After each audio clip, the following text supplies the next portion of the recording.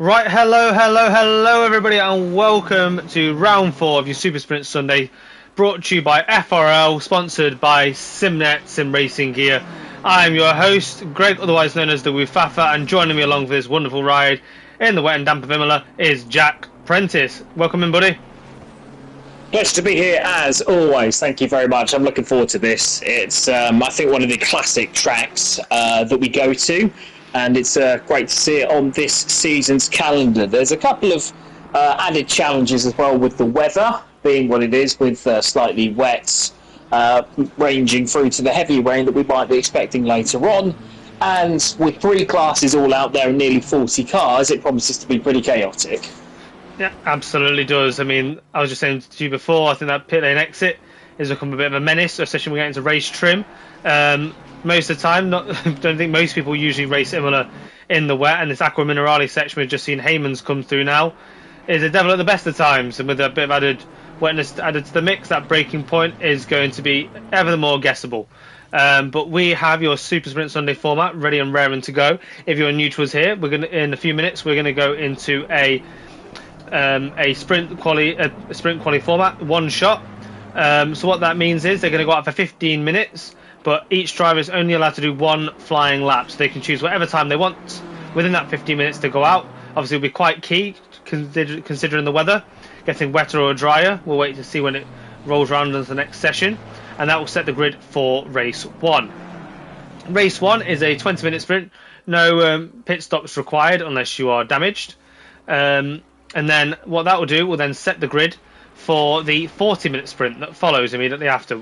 In between those 2 races, we'll have a short leaving of the lobby for a little reset. We're going to watch some highlights while the admin team reset the lobby for a reverse grid of all the cars that finished 80% of the laps.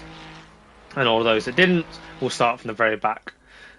So it gives an opportunity for the first mastermind himself, Mr. Jared Vermeulen, to give this one a go. He did it last week, he did it the week before. Now let's see if he can do it 3 weeks on the trot. Very well-earned drive of the day slot for him last week.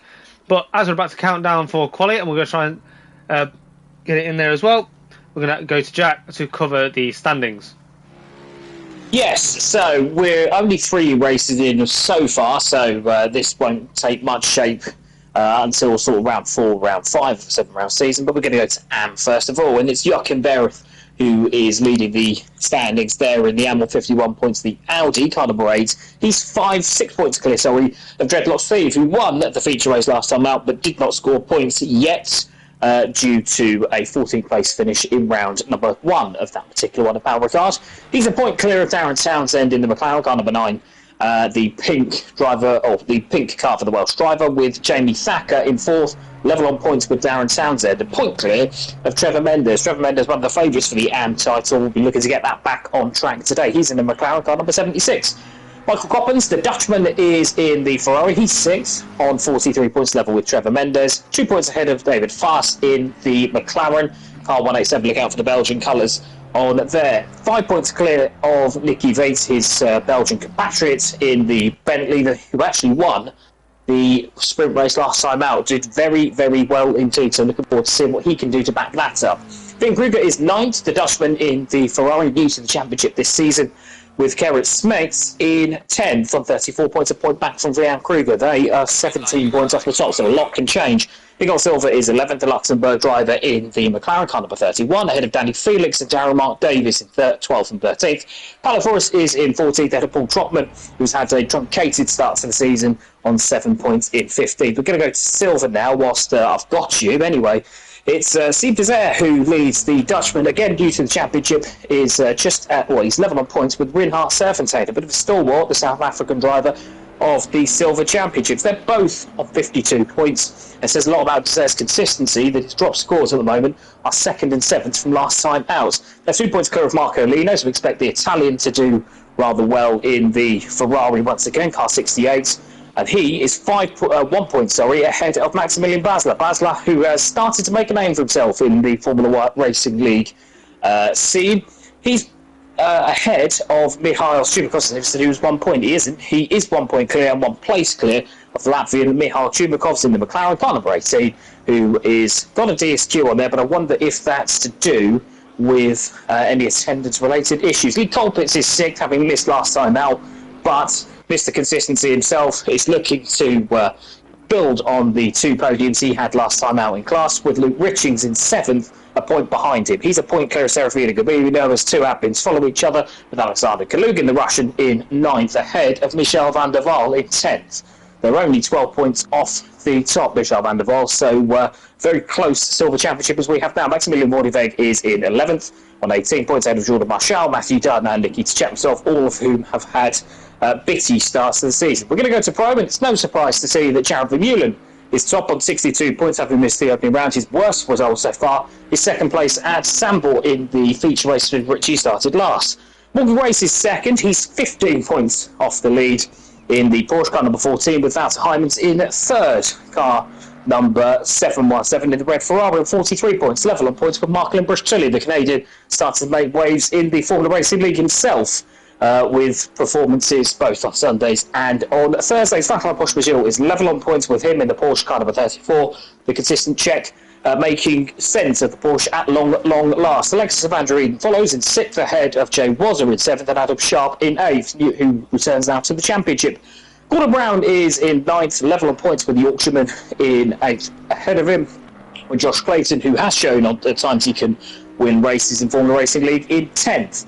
He is 5 points clear of Johnny Sharp with Jake Handley, Paul Vidler and Mr. Overtaker following up to complete your 14 driver roundup, as I think we've got. So is that Jay Wazzer out at Tosa? As I think I could see Van der Waal was just setting up a lap, because it is Wheats, isn't it? It's one or two of the Bentley Belgians. There's plenty of drivers now setting up, as we can see here. So Wheats is going up into Piratella. Now, I don't know about you, Greg, but this I think is probably one of the most difficult tracks to drive straight away, before you get to any wet weather conditions, but because of how difficult it is on track limits and how much it punishes mistakes, I think the drivers are in for a real examination here. Yeah, that one there, coming out back on Minerali up the hill, is absolute demon for the track limits. As you just try and open up your steering, open up the power, but you see the Bentley there wonderfully taking the final chicane, and now head down to Ravazza 1 and Ravazza 2. This is where the Bentley will shine. Algager brakes downhill. The rear wants to step out, level the car off, and then try and carry as much speed as you can through Ravazza 2. Hang the ass of the car out over the curb if you dare, and then you can cut that last bit of straight. It's, I think, technically classed as a corner turn, turn 16, but off he goes. Good lap. I think Vermeulen's next over the line, so we'll see where the pace really is of this track, as he goes across the line now to finish his lap time. Car number 1 will be number 1 on the grid, and he is 46.8, so that shows you how good a lap time that was from Veets. Veets, remember, an AM driver who showed well, didn't he, at the start of last time out. And you can see now only 1.7 seconds off of probably one of the quickest pros Formula Racing League will ever see. So good start from him. Vidler obviously up into 2nd, and Kalugin in 4th in silver as time starts to fall now. And Alfa Dawi putting himself in P3. 104 next across the line, I think, of those to set a time. And that is... 104 is Luke Riching. So we'll start to see some decent silver times here. We've got Coppens heading towards the line as well. So just something to bring to your attention, obviously the track has had some decline in its performance. So Vermeulen was setting pace in practice with 1 minute 41, so the track has really got wet now, and if there is any let up to this rain, the ones setting later lap times might well come into their own. The 41s would have been in dry conditions, so that tells you now, even with a wet track, 5 or 6 seconds performance lost. You really do notice that it's not so much down the straights, but it's the braking distances and exactly how much quicker you can get on the throttle here, as a few more times are coming down. Who's next over the line? I think it's I98 is going to be the next one, but he's all the way through Aqua Minerali, so stay with this one for the moment. So I'm just on board with FaZe at the moment. He is I think he's got Gordon Brown ahead of him in the Lamborghini, and he's quite in close proximity to him, so we're just going to keep an eye and make sure laps are Brown massively should affected. pull out of the way because he has set his lap time, so he's 2.5 seconds off the pace. So I think the Scotsman will be very happy with that. But he should, if he gets close enough to impact Fars, I would suspect that Brown will be the first to pull out of the way here. So shouldn't provide too much. In fact, you can see actually the Rooster Tail getting a little bit smaller off the back of the Lamborghini, but.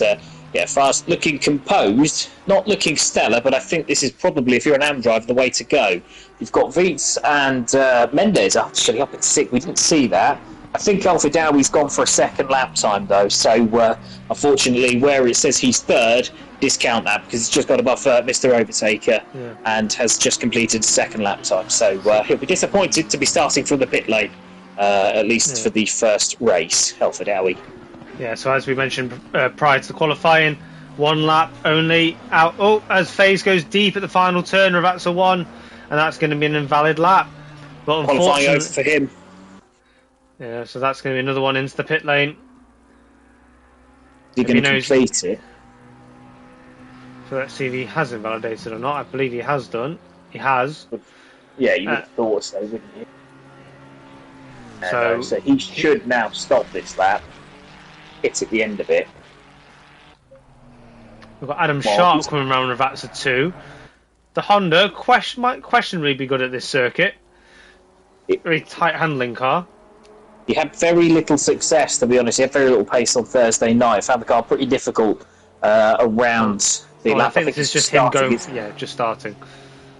So plenty of drivers who are just starting, so it might be worth sticking with them because there's a lot of blue dots which would usually detect that a car is not starting a lap and not on a lap. So let's stay on board with Adam Sharp here as he goes through the Villeneuve chicane.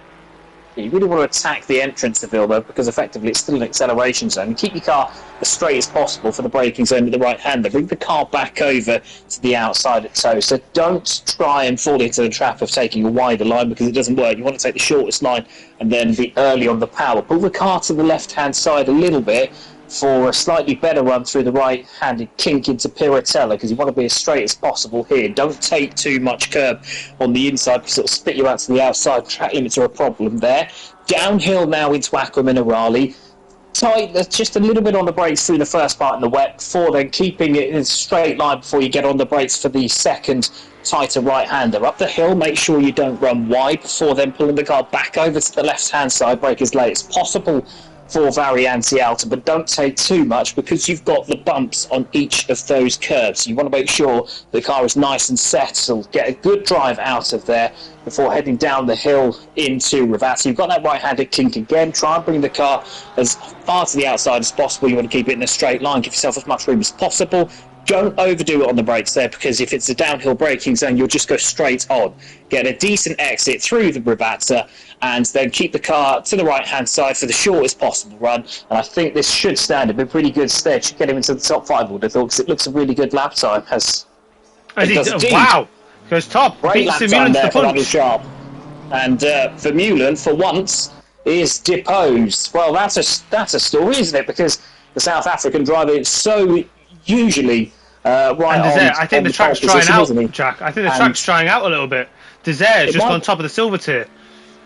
Yes, he has. Desair, who was top, obviously, he's top of the standings, but Desair now getting in ahead of Viets and of Mendes. You'll want to see maybe drivers like Lino, maybe Wazza and Serpentine and Clayton maybe. Those will be the ones to look out for. We've got car number 3 now coming around with that, so I'll hand to you now, Greg. Take him over the line. So yeah, great drive out. Chooses not to use the curb on the outside, wants maximum traction. Also Alex, though, not to cut that final turn as he fires towards the line, and he's going to place himself up in P8. So very competitive time with Desair. So yeah, definitely think there is a dry line forming. Here comes Marco Lino, goes 13th, and crucially only 4th in silver. So there's definitely something in this now. Car 717 Hymans is another one. Big quick peddler in the Ferrari in the Pro class. Where's this going to put him? He's usually a bit wild, but where can we see this from? The Dutchman, I think it's up into 5th place only, so I'm not sure that was his best lap. I think the next one over the line is car 44 in terms of actually setting a lap time, which is Kruger. Leon Kruger, who, let's see what the Dutchman at the top of the AM class can do here, Leon Kruger. So first one in a while to actually attempt to cut the final turn. And only P22 must have had issues further around the lap. Yeah, he won't be terribly satisfied with that. You've got Kelleher ahead, who should be moving up into the AM Plus full time. You've got Kelleher, Thacker, Weeds, and Mendes. Trotman is going to go. Doesn't say a lap time just yet. Does me dirty. No, that's ACC doing you dirty. Well, he's been missing it for a while. You've still got El Fidawi out on there. I'm just assuming he's not read the briefing, so pretty poor form from the BMW driver. He's been in here enough now to know that should be a one-shot qualifier. So he'll be pretty disappointed that he's missed that, and he'll be pretty disappointed to be starting from the pit lane. I think the next one, is it Morgan Grace, the next one on the lap? You can take him actually through the Variante Alta, car number 14, who is second so far in the standings. Is he another man to depose the South African, the superstar really that is Jared Vermeulen? Obviously he's been beaten by Yorkshire's finest Adam Sharp. Now what could Wales's finest come up with going into Ravatza? Now the Porsche should get really good drive here, so if he's in with a shout going into Ravatza, but I would expect that he should be towards the top 3 or 4 as El Fidawi again sets another lap time to go a bit quicker. So again, just further good drive from Grace, but not necessarily the best balance to the final Ravatza. Got strung out wide. He cut the corner. He didn't take the shortest line, and it's only 6th. It'll be 5th by the time the Stewards catch up with El Fidawi. But I was expecting more from Grace. I can't lie to you. 884, I think, is just on an outlap. That's Eden, so we'll have a look at him later. So it's 246. It's next across the line. That is Paul Trotman, so we can go back to him. So he takes a lot of the inside curb at Ravatza 1. Does the same again at Ravatza 2, so maybe he's feeling confident on his suspension. But no, he's lost the rear a little bit as he comes out. But that allows him an angle at the final turn as he heads towards the line. And goes P30. So yeah, 4 seconds off the main pace. Got ahead of his fellow Welshman there, the OG commentator Darren Mark Davies. Now, next across the line is car 19. That is Gabino with, I think, Clayton's not yet out. I don't think Clayton's going to set a lap time here, so that'll be pretty interesting for the Aston. But mind you, here's Gabino. Across the line we go. Could be anywhere. 17. P17. Good lap time from the Italian. Mid-pack with a silver tier. Yeah, got the potential, Gabino, to actually, sometimes you see him right at the sharp end, you think, what's he doing there? And then sometimes you'll see him in 30th, where something hasn't quite gone wrong. If he could have some consistency, I think it'd be a really good silver operator. Meanwhile, here's Andrew Eden, talking of a good operator. That Lexus will be hellish through this part, but you wait until you show it some straight line. And I think then that it will fly, so you don't want to be stuck behind him. Going into Variante Alta, again, make sure you get your braking just right. Don't be too greedy, because you want to make sure that your car's nice and balanced through here. I'd call that perfect, wouldn't you? Yeah, that looked perfect to me. It was certainly one of those where the car looked easy to drive. It didn't look like it was fighting him all the way to the exit, which is what you really don't want. Pull the car to the right-hand side now. Make sure that you're not too greedy on the brakes here, because you'll just get punished at Ravatza. And then just set yourself up for the long drive to the line. A little bit of sweep to the rear. Yeah, it actually straightened him up. I don't think it lost him too much. Not taking the shortest line again, so that'll cost him a couple of hundreds. Across the line we go. P7, so just behind Morgan Grace. Good lap time. He'll be 6th on the grid there once the BMW in 3rd disappears. And I think that's our grid. Everybody. All done within time. So they have it, the track, seemingly, the rain coming back once again, dry line disappearing.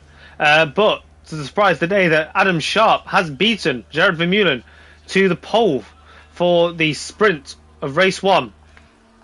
We're going to do a rundown of that. So Adam Sharp leads the pole tier to Jared Vermeulen's 2nd. Al Fidawi currently qualified 3rd, but is going to start from the pit lane. He's been warned in the chat, we've been told. So Vidler's going to be P3, was at P4, Grace P6, P5, Eden P7. I'm just going to say where they are from this point onwards.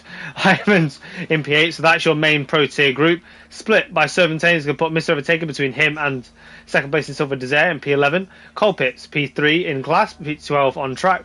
And then Wheats with a big gap between him and Mendes, P13 for him. With Basler in P14, Poppersill back from the main group, P15. Trevor Mendes in P16, 2nd in class. with a good gap between Wheats and him and Thacker down in P20. Then we have Brush Tully separated further from the main pack in the Pro Tier. Then Jabino coming at the rears for the Silver Pack in P18. Then we have Dunn in P19. Thacker, P3rd in class, 20 on the road. Then we have Marco Lino, P21, Van der Waal, 22, Kalugin, 23, and Kelleher, 24. Richings, 25, and Brown, very disconnected from the Pro Pack, down at P26. And then we go into the majority, the bulk of the Am Tier class. We have Townsend, Kruger, Smets, 27 to 29. We have Marshall, disconnected from the Silver Pack, down in P30. Coppins, Trotman, and Davis, and that concludes all the drivers that elected or were able to set times. And sitting out unable, we have FaZe, who we saw invalidate, and then Floris, Clayton, and Dreadlock Steve. Alpha Dowie has just posted in the chat to say that he's forgotten, and he's doing too many championships, so he's aware that he'll be starting from the pit lane. So a bit of a humorous take there. So all the drivers from P4 Vidler downwards will be then moving up one as we get to the start of the race. Now, the Ferrari and the Honda, they're not the quickest cars in a straight line, but they're both okay, relatively speaking, at accelerating. So in terms of, I think they'll both be okay. I don't think they'll be like, for example, a Porsche in terms of how much more advantage it's got, nor will it be a point in terms of it'll be like an Aston Martin, which does have a little bit of turbo lag. So you're not going to have that. Obviously, with BMW now out of contention, you've got then Vidler in third, so two Ferraris there. Obviously, Vidler can be a little bit opportunistic, certainly on the opening laps. I'll have to curb that just a little bit with his stablemate Vermeulen ahead, and obviously his Team England teammate for the World Series, which you can see on Thursday nights at 10:30. A little plug there. You'll have to be a bit careful. With Wazza then in fourth, he'll be towards the outside, and Grace then the first with a real advantage there with the Porsche and the Lexus, which will then share row 3. So I can see as well, Greg, that it's starting quite light, so it's a damp track, but it's going to get wetter and wetter. It's going to get, you can see the plus sign next to the first rain cloud, and then you can see obviously a lot more rain towards 15 minutes. So actually you want to have your tyres slightly under pressured, because they'll heat up okay still whilst it's on a damp track, but you don't want them to be you don't want them to be under pressure, you want them to be over pressured, sorry. You want them to have a little bit more pressure, so they'll heat up, they'll be pretty difficult to drive for the first sort of 10 minutes or so, but they'll come back to you within sort of the first 10 minutes as the rain starts to get heavier and heavier. You don't want them to be under pressured and be perfect for the first 5 minutes and then have a few more difficulties. There's a couple of drivers we didn't spot. Pete Colpit's up into 12th place. Oh, we've got news coming in from the chat. Pit lane start for Serpentine.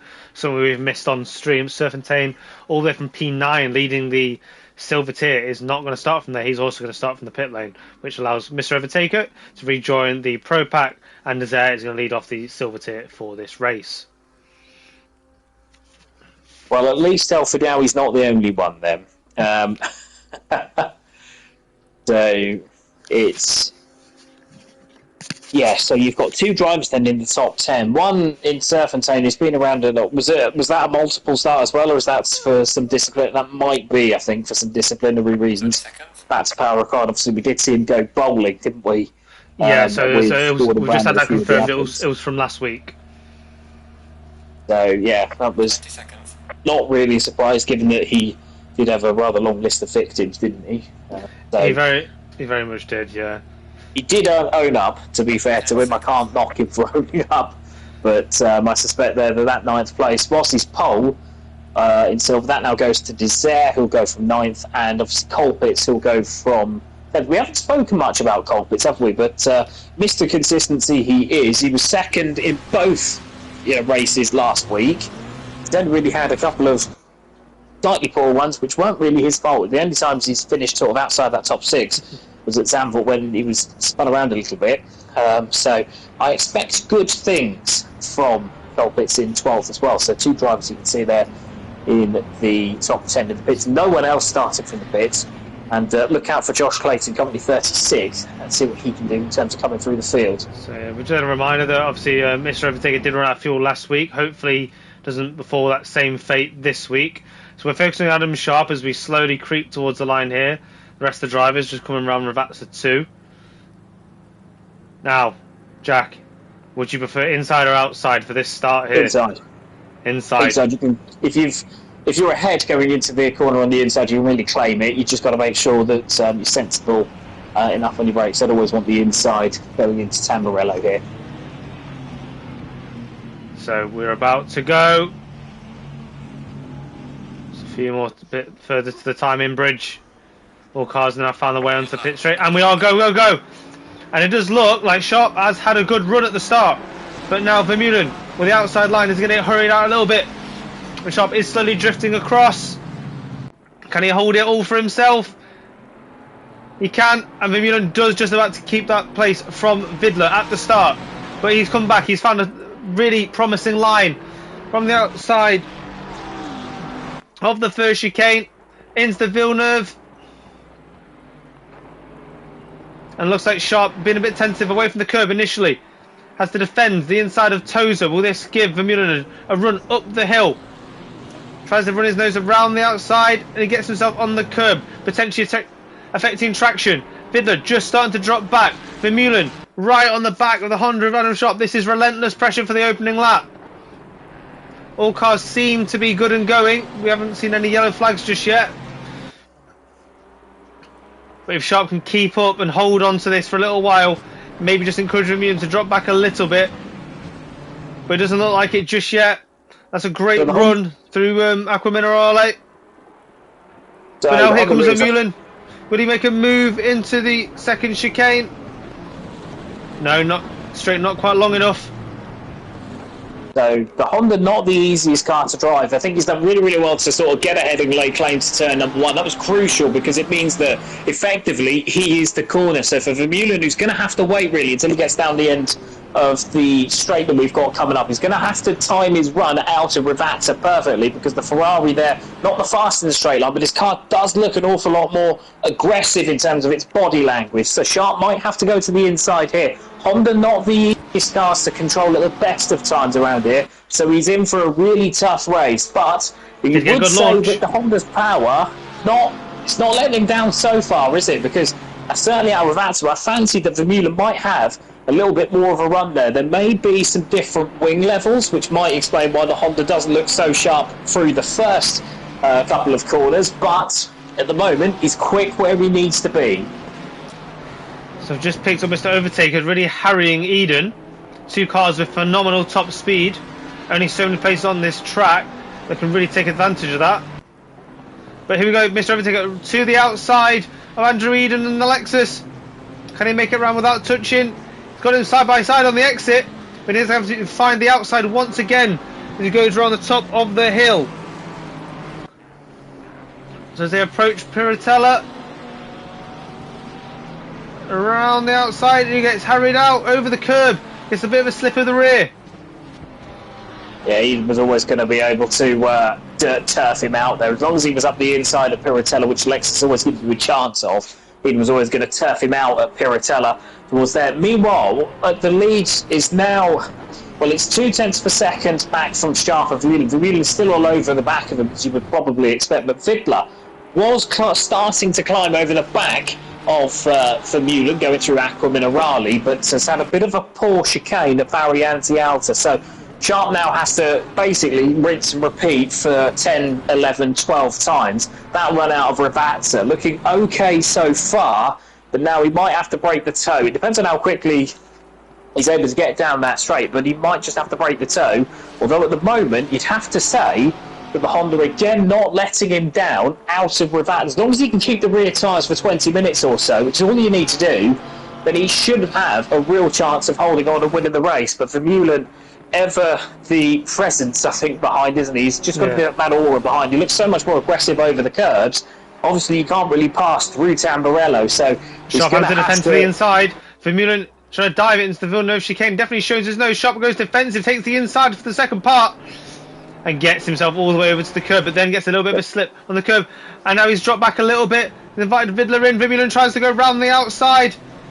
Will he get run out of road? Sharp does find the grip and does find himself ahead. Maintains the position in first place. Yeah, took the right line through Toaster, didn't try and overcomplicate it by moving slightly offline, just kept himself right tight to the inside, and with Vermeulen where he was, with there being a lot more water out there, it's always going to be difficult to mount an attack there. You have to be really a lot quicker, so Vermeulen there having to wait his turn. So I've noticed that Morgan Grace is dropping off this pack a fair bit, and this is going to open the opportunity for Wazza if he wants to make a big dive. Wazza with the grunt of the Bentley, a good suspension package as we've seen during qualifying, as he takes Variante Alta with a lot of confidence over the curbs, and that's Mr. Overtake in the background going wide. Potentially a failed move on Eden, we'd have to check afterwards. I'd be surprised. I think he just got a little bit too brave through the first, it looked like actually the first sort of curve, the first sleeping policeman had actually sort of launched him, so be surprised if it was a move there, and if it wasn't just trying to set him up for a run maybe into Ravatza. Once again, Vermeulen not a lot closer, is he? I can see, so it's just going to be a case there. I think actually he might just be a little bit closer now, as no move here. He definitely opened it up. Maybe just trying to test, just testing Sharp's nerves. Yeah, but you can see there that it's through the corner. The Ferrari's a lot better, but all he's got to do is block the run. As I think actually he goes down the inside. No, not quite. Again, a little bit of nose showing there, a little bit of peacocking. Oh, as Vidler goes off. Will this invite Grace into the mix? He's right at the back of him. Will there be a dive into Tozer? No. Thinks about it. But the Porsche will have supreme exit speed, and I think he actually does tap Vidler as he comes out the exit of Tozer. This is an opportunity for around the outside. But no, looks like Vidler does come back across, covers the outside. Yeah, Porsche's top end there, not quite as it should be. The one thing him going off might prove is a little bit of space for Vermeulen to plan his next move. Obviously, with Vidler being 2/10, 3/10 of a second behind, it's a fairly scary prospect being in front of Vidler with him only being a couple of tenths behind. Vermeulen pulled out for a second there, and we go back, and looks like Grace is. But what it might do is actually help him Vidler's set cut the chicane. up. Vidler has just cut the chicane, and now Grace is going to have a bit of a run. Let's see how well Vidler can clean up his tyres. Operation Ravatza, he's done the right thing. He's chosen the inside. The track is going to kink to the right, or should be faster for Grace. But they touch again. And Vidler breaks deeper. Can he keep it on track? And through goes Grace, the up and under. Fantastic move. Good driving there from Grace. He waited and took. It was a car and a half's width, is all it was. And he was able to be. It was real precision driving. Oh, now Wazza's coming for it as well. Wazza with the extreme straight line speed of the Bentley has already found his way to the inside. I think this move is all but done unless Vidler can be very, very confident on the brakes and just gets easy around to the outside. But Wazza's overdone it. Wazza's cut the chicane. Vidler goes back through, and now Heymans cuts back, and Wazza, having gained a position, loses a position. Inside again into Villeneuve. No, again, that's more peacocking from the South African. And Sharp's going to have to keep himself to the inside here. Doing a good job, the Auctionman, halfway through. Vidler's off again. Vidler off again. I think Heymans and Mr. Overtaker coming through. Oh, and that's another car off to the other side. Yeah, Mr. Overtaker off. Rejoin. I wonder if there was contact when he rejoined, because he was off and into the weeds, wasn't he? He came back on quite violently, but it looked like Mr. Overtaker had enough space to the right-hand side. Look out for him. Colpitts is trying on Vidler now. Yeah, Colpitts from P9. A bit sensible. Colpitts will need to be a bit sensible here, because he's up in amongst pros. So as long as he can keep the Ferrari of Basler and Desire, you can see just the back there. Mr. Overtaker taking a bit of grass. Yeah, he's doing well, and sick overall's great for him, but he just needs to be a little bit careful when he's battling with an Eden, for example, one of the most sensible drivers on the grid, Colpitts, it must be said. So he'll not fight too sillily, but it's good for him to have Basler behind. Now Sharp under attack. Mr. Overtaker cuts the chicane. Sharp's under attack, and as we go down into Ravatza now, Vermeulen sends it up the inside. I think there's contact there. I don't think that'll please Sharp.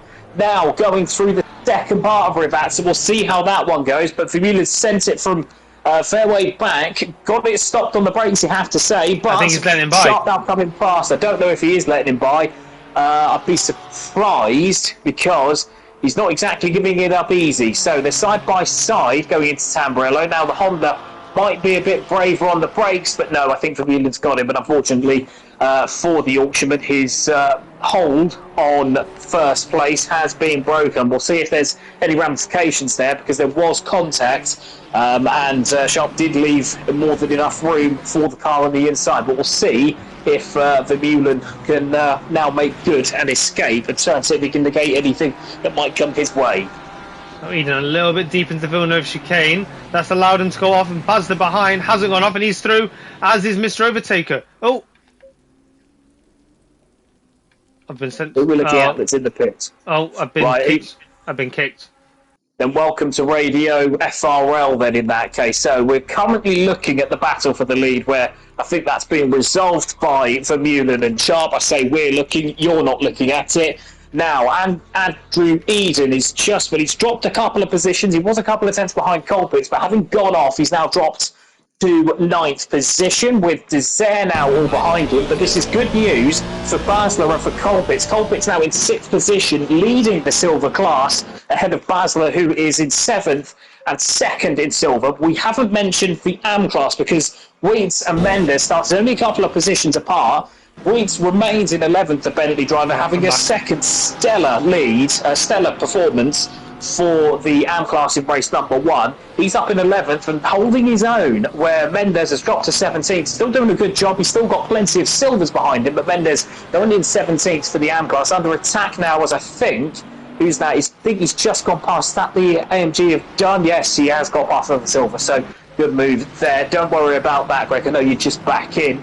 And I think it's going to be now, what is the battle for 6th and 7th overall? Colpitts now leading silver, ahead of Basler, who has shown himself to be a good driver and certainly getting better in Formula Racing League standards so far, certainly on Thursday nights as well as Sundays. He's starting to show real improvement. And these two, I think, just behind them, it looks like Eden's going to get a run on Mr. Overtaker. Mr. Overtaker a little bit wide. Going through Tamburello, but then Mr. Overtaker really getting back on the throttle. I think he's broken a little bit deep into Tozer.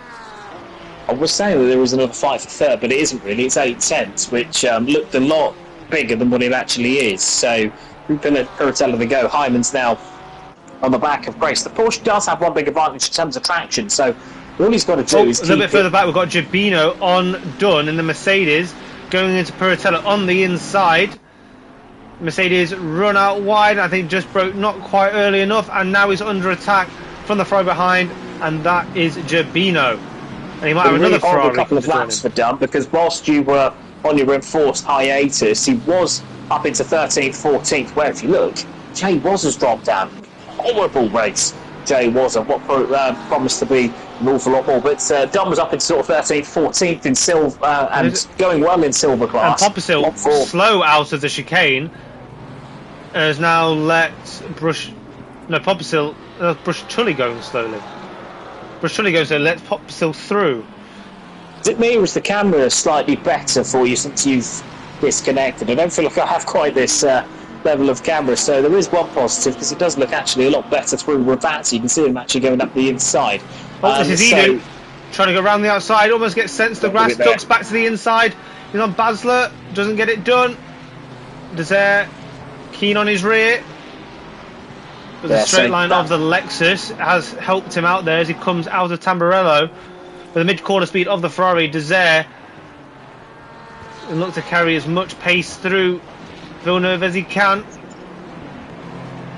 Now will there be a move into Tozer? Eden defends the inside. Well placed, advanced thinking for the defending. Well, Dunn has got back past Gibino, I think, going into you can just see it now come up. No, he's just had a run actually at Thacker, so Dunn's still in 18th. I think Thacker had a bit of strife there, so I was just saying that he dropped from what was about 4th in silver to now 7th, so it's got quite a lot of consequences here. Mr. Overtaker is now less than 2 tenths of a second behind the Colpitts. Kalugin and Marshall side by side in the Piratella. Yeah, Kalugin just on the inside, hangs Marshall out to dry. Yep, good work there from Kalugin, having defended his position. He didn't wash out at all. Actually, stayed really, really tight to the inside, which is very difficult to do in Spiritella. Now Mr. Overtaker, 0.2 of a second behind Colpitts, going into Rivazza. Mr. Overtaker, obviously, fairly aggressive driver. Colpitts, I don't think will want much of this. Oh, Mr. Overtaker, or half spin from Mr. Overtaker there. Manages to get back on the power, but that won't help in his challenge. But just behind, got Eden on Basler. He's taken to the outside. Now the Lexus, you're going to see a whole bunch of speed coming here. He's going to have to do it the hard way, going all the way around the outside. Oh no, he hasn't. He's already got it done. Takes the tighter inside part of the pit straight and cuts the distance. And again, a row, I think, if he'd have done that in qualifying. Good driving there from Eden. Now he's got to set about Mr. Overtaker, who's being held up by Colpitts. So there is another position. It's crucial in two ways, because it allows Eden to then fight for position in class. It also puts another car in between Silver leader and Silver second place. So very important all the way around. So I just flicked up to Heymans, who's chasing Grace with Vidler, an ever-present fixture in the wing mirror of Heymans. He started well, did Vidler, so he'll be looking to re-overtake those. He fell into some strife earlier on, and he wants to undo what's happened to him.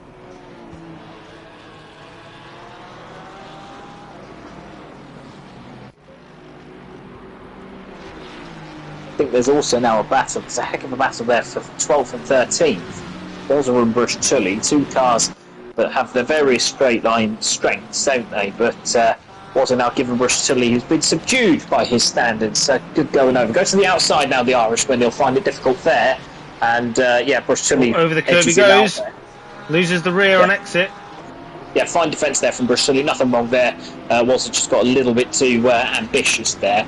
But it's starting, you can see the track actually starting to get damp now rather than wet. It's actually started to get quicker and quicker, and actually starting to get drier and drier. So that might prove to be a factor, depending on how drivers have done their pressures. So I've just spotted Wheat, who's leading the Amtir currently, and he's got Lino ahead of him. But he's going to want to, even though he's not in class, he's going to want to put Lino between him and Trevor Mendez, who's just not too far behind. Wheat had been 11th on the road. I wonder if that's just a couple of pros coming through on him and perhaps sort of send him back, because Mendes now right behind him. Mendes was 17th. They were 1.6 positions apart. So Mendes doing his part. And that's Wazza round. That's Wazza, a round at the chicane. Essentially one move made too many, and round he goes. And Eden is now going through. Eden, or at least having to defend from Basler. On Basler. So Basler's realised that Colpitts is holding this lot up, and he wants actually to have a go at Colpitts, especially should Mr. Overtaker try and go through. At the moment, I mentioned earlier, two positions or two cars in between second in silver and third in silver, but he can't be too ambitious, because Desire behind, who's the championship leader in a silver class, Desire behind, he's looking, no he's not, because he's just spun as he's just gained it, he's just spun. As soon as I was saying that Desire was going to perhaps attack for second in silver, he's dropped it now. I think he's going to come out ahead of Lino, he is, so he's still third in silver, but a little bit of ambition over adhesion there for the Dutchman, and he's now just got to make sure that he doesn't cook those tires, because it's now looking pretty ragged here as Mr. Overtaker sets one up again on Colpitts, not quite going into Rivazza. It just doesn't look like has the mobility on corner entry as he slides the rear again coming out the final turn. Now he will get to dump a load of power like that Mustang has, but the cleaner exit of Eden jumps into the slipstream. He's defending, isn't he, rather than attacking. Now Mr. Overtaker in the Mustang's usually forward looking. But look at the bullet of that Lexus, and around the outside he goes. He gets heavy on the brakes, locks the rears. Mr. Overtaker has a better braking phase and stays ahead. I actually think that Mr. Eden was quite kind on Mr. Overtaker there, because he left a lot of space on the inside waiting for him to obviously curb crawl as with the sleeping policeman there to unsettle the Mustang. I actually think he could have been a bit more aggressive. The track is definitely warming up. We just saw Popsicle in the background there going into the wet to cool his tyres.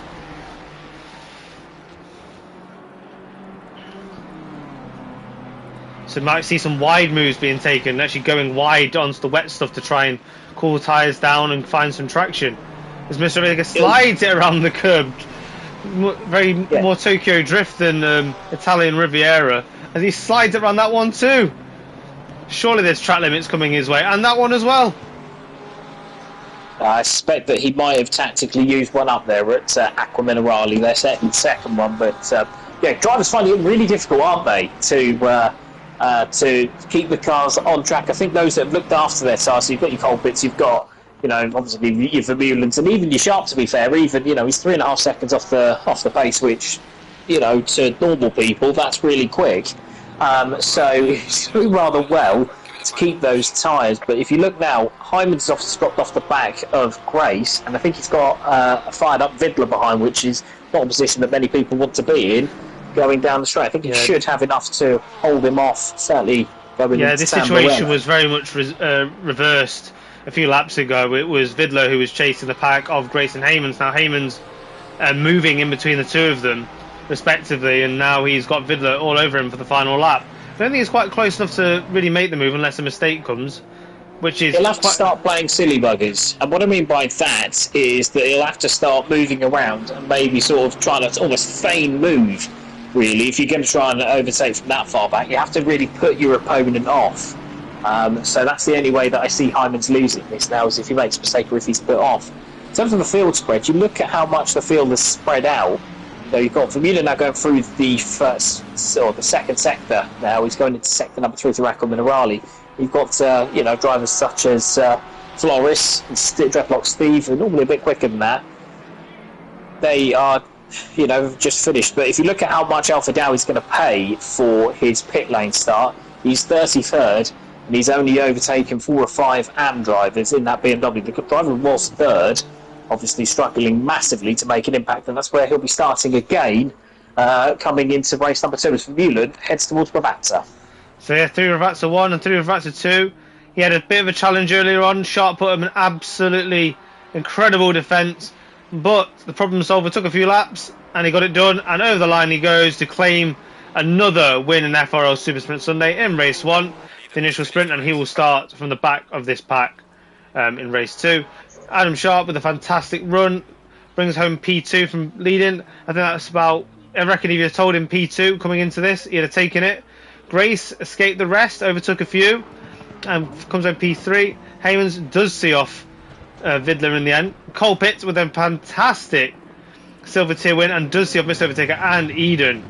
Fantastic drive for him. Mr. Overtaker actually went down the inside, and I think actually halfway through realised it was going to be the most pointless overtake in human history, so backed out of it. Didn't want to back out too much because of where Eden was. Got a win in AM for Trevor Mendes, so a man who's looked after his tyres rather well and overhauled Weeds, who was at 1.6 cars ahead going you know, halfway through. So great drive there from Trevor Mendes. Good driving again from Weeds, backing up his previous AM form, and Dale Kelleher back into the championship as of next week, I'm told, on a full-time basis, is 3rd. So again, impressive form from the man from Manchester, who has, I think, really improved over the last couple of seasons or so. So yeah, that's just rewards. Because I tell you what, it's clearly been a very clean race because we have every single person finishing. Yeah, so Floris is going to be your leader for the reverse grid. Yeah. It wasn't picked up by us. I say it wasn't picked up by us. We didn't actually say that no incidents on lap number 1, certainly not through the first corner. There was a couple of drivers who went off, but there was no yellow flags or anything like that. And that is a real, especially in the wet, especially around this particular track, it's creditable drivers.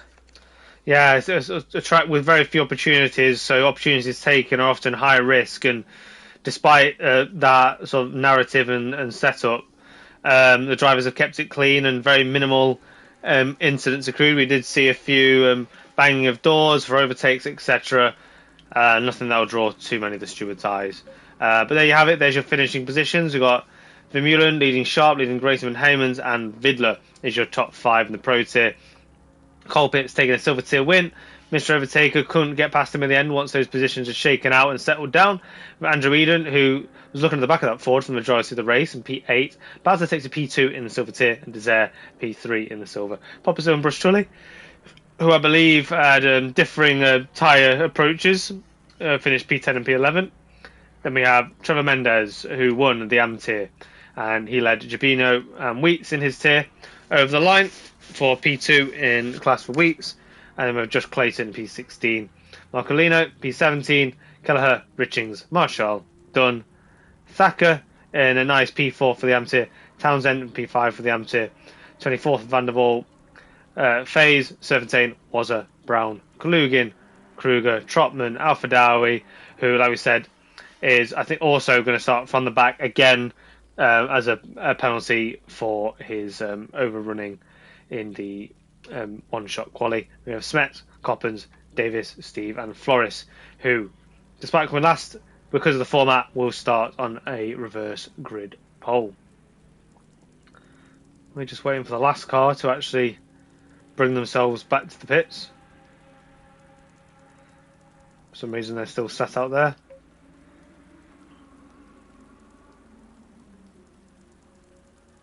I wonder if I can take the highlights just yet.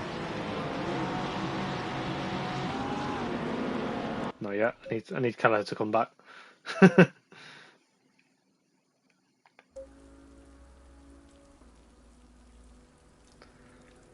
So we've obviously got now a 40-minute race, I think, 45-minute race, I think, coming up, where a lot more tyre management is going to be required because obviously you don't have to pit now. You don't have to, there's no pit stop strategy or anything to factor in. Drivers don't have to stop for 1 litre that we spent a lot of last season talking about. They don't have to pit for tyres or anything like that. So it really is now going to be about tyre management and making sure that your tyre choice is spot on. There's going to be a little bit of luck involved because you won't see the forecast more than 15 minutes in advance. So you're not going to have that luxury. So it's going to be about then drivers making sure that they drive sensibly. Now going in, you've got 5-minute free practice. That's just to get everybody rounded up. But you've got there a lot more for the drivers to think about, and I think that's where those with the experience. So your Vermeulens, for example, your Sharps, and even somebody like Colbert who won in race, who won in silver class. That's where their class is hopefully going to shine because I think it's a lot more of a thinking driver's race if it's as wet or if the conditions are similar to what we've had so far in race number 1. So because Kelleher didn't go back to the pits, unfortunately I wasn't able to recover a highlights package, so you're going to have to listen to us until the server gets reset. So as mentioned by Jack, obviously we are going to reverse absolutely everybody that you just saw finish. So Vermeulen will start from the back and Floris will start from the front. A little bit of a plug for all things FRL. This is your Super Sprint Sunday. Make sure if you're watching the stream you like, share and subscribe and hit that notification bell to make sure you don't miss whenever we go online for your Sunday evening entertainment. If you are already part of the FRL community, do consider joining the Patreon. Starts as there's just £3 a month. It's 10p a day.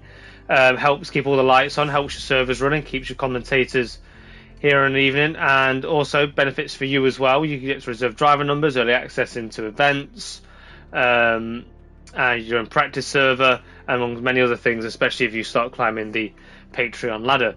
If you're wanting to get involved just generally, FRL is the place to be. It's sim racing at its very best.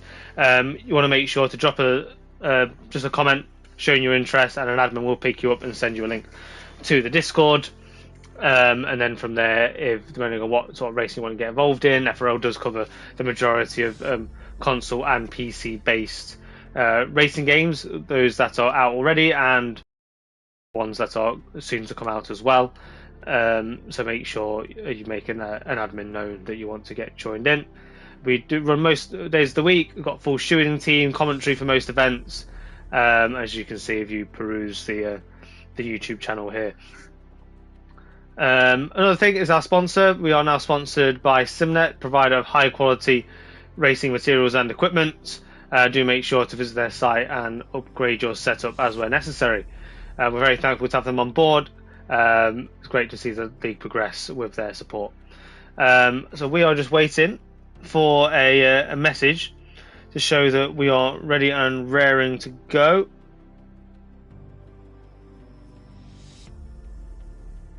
I think as well, it's also this isn't just the only commentary that you'll get, but I think it's as a dynamic duo, it's probably one of the best. If you don't mind me saying, but there's commentaries on Thursday nights at 10:30 where you've got unfiltered me, which means that you haven't got the sensible contributions from Greg Wood from the World Series, so I think which is into the World Tour, which is into its second season. You've got then I think L&U on I think it's Fridays and Mondays. I think we're bringing back WRC, aren't we, as well? I think that's getting on in the next week or so. So there's so much from Formula Racing League guys just the Simnet Sundays, which I think, whilst it's the jewel in the crown along with the Taco Tuesdays that we race in, there's so much more beyond if a Sunday night is not the only night that you feel you can race. As we now get the ping, so the server is back online.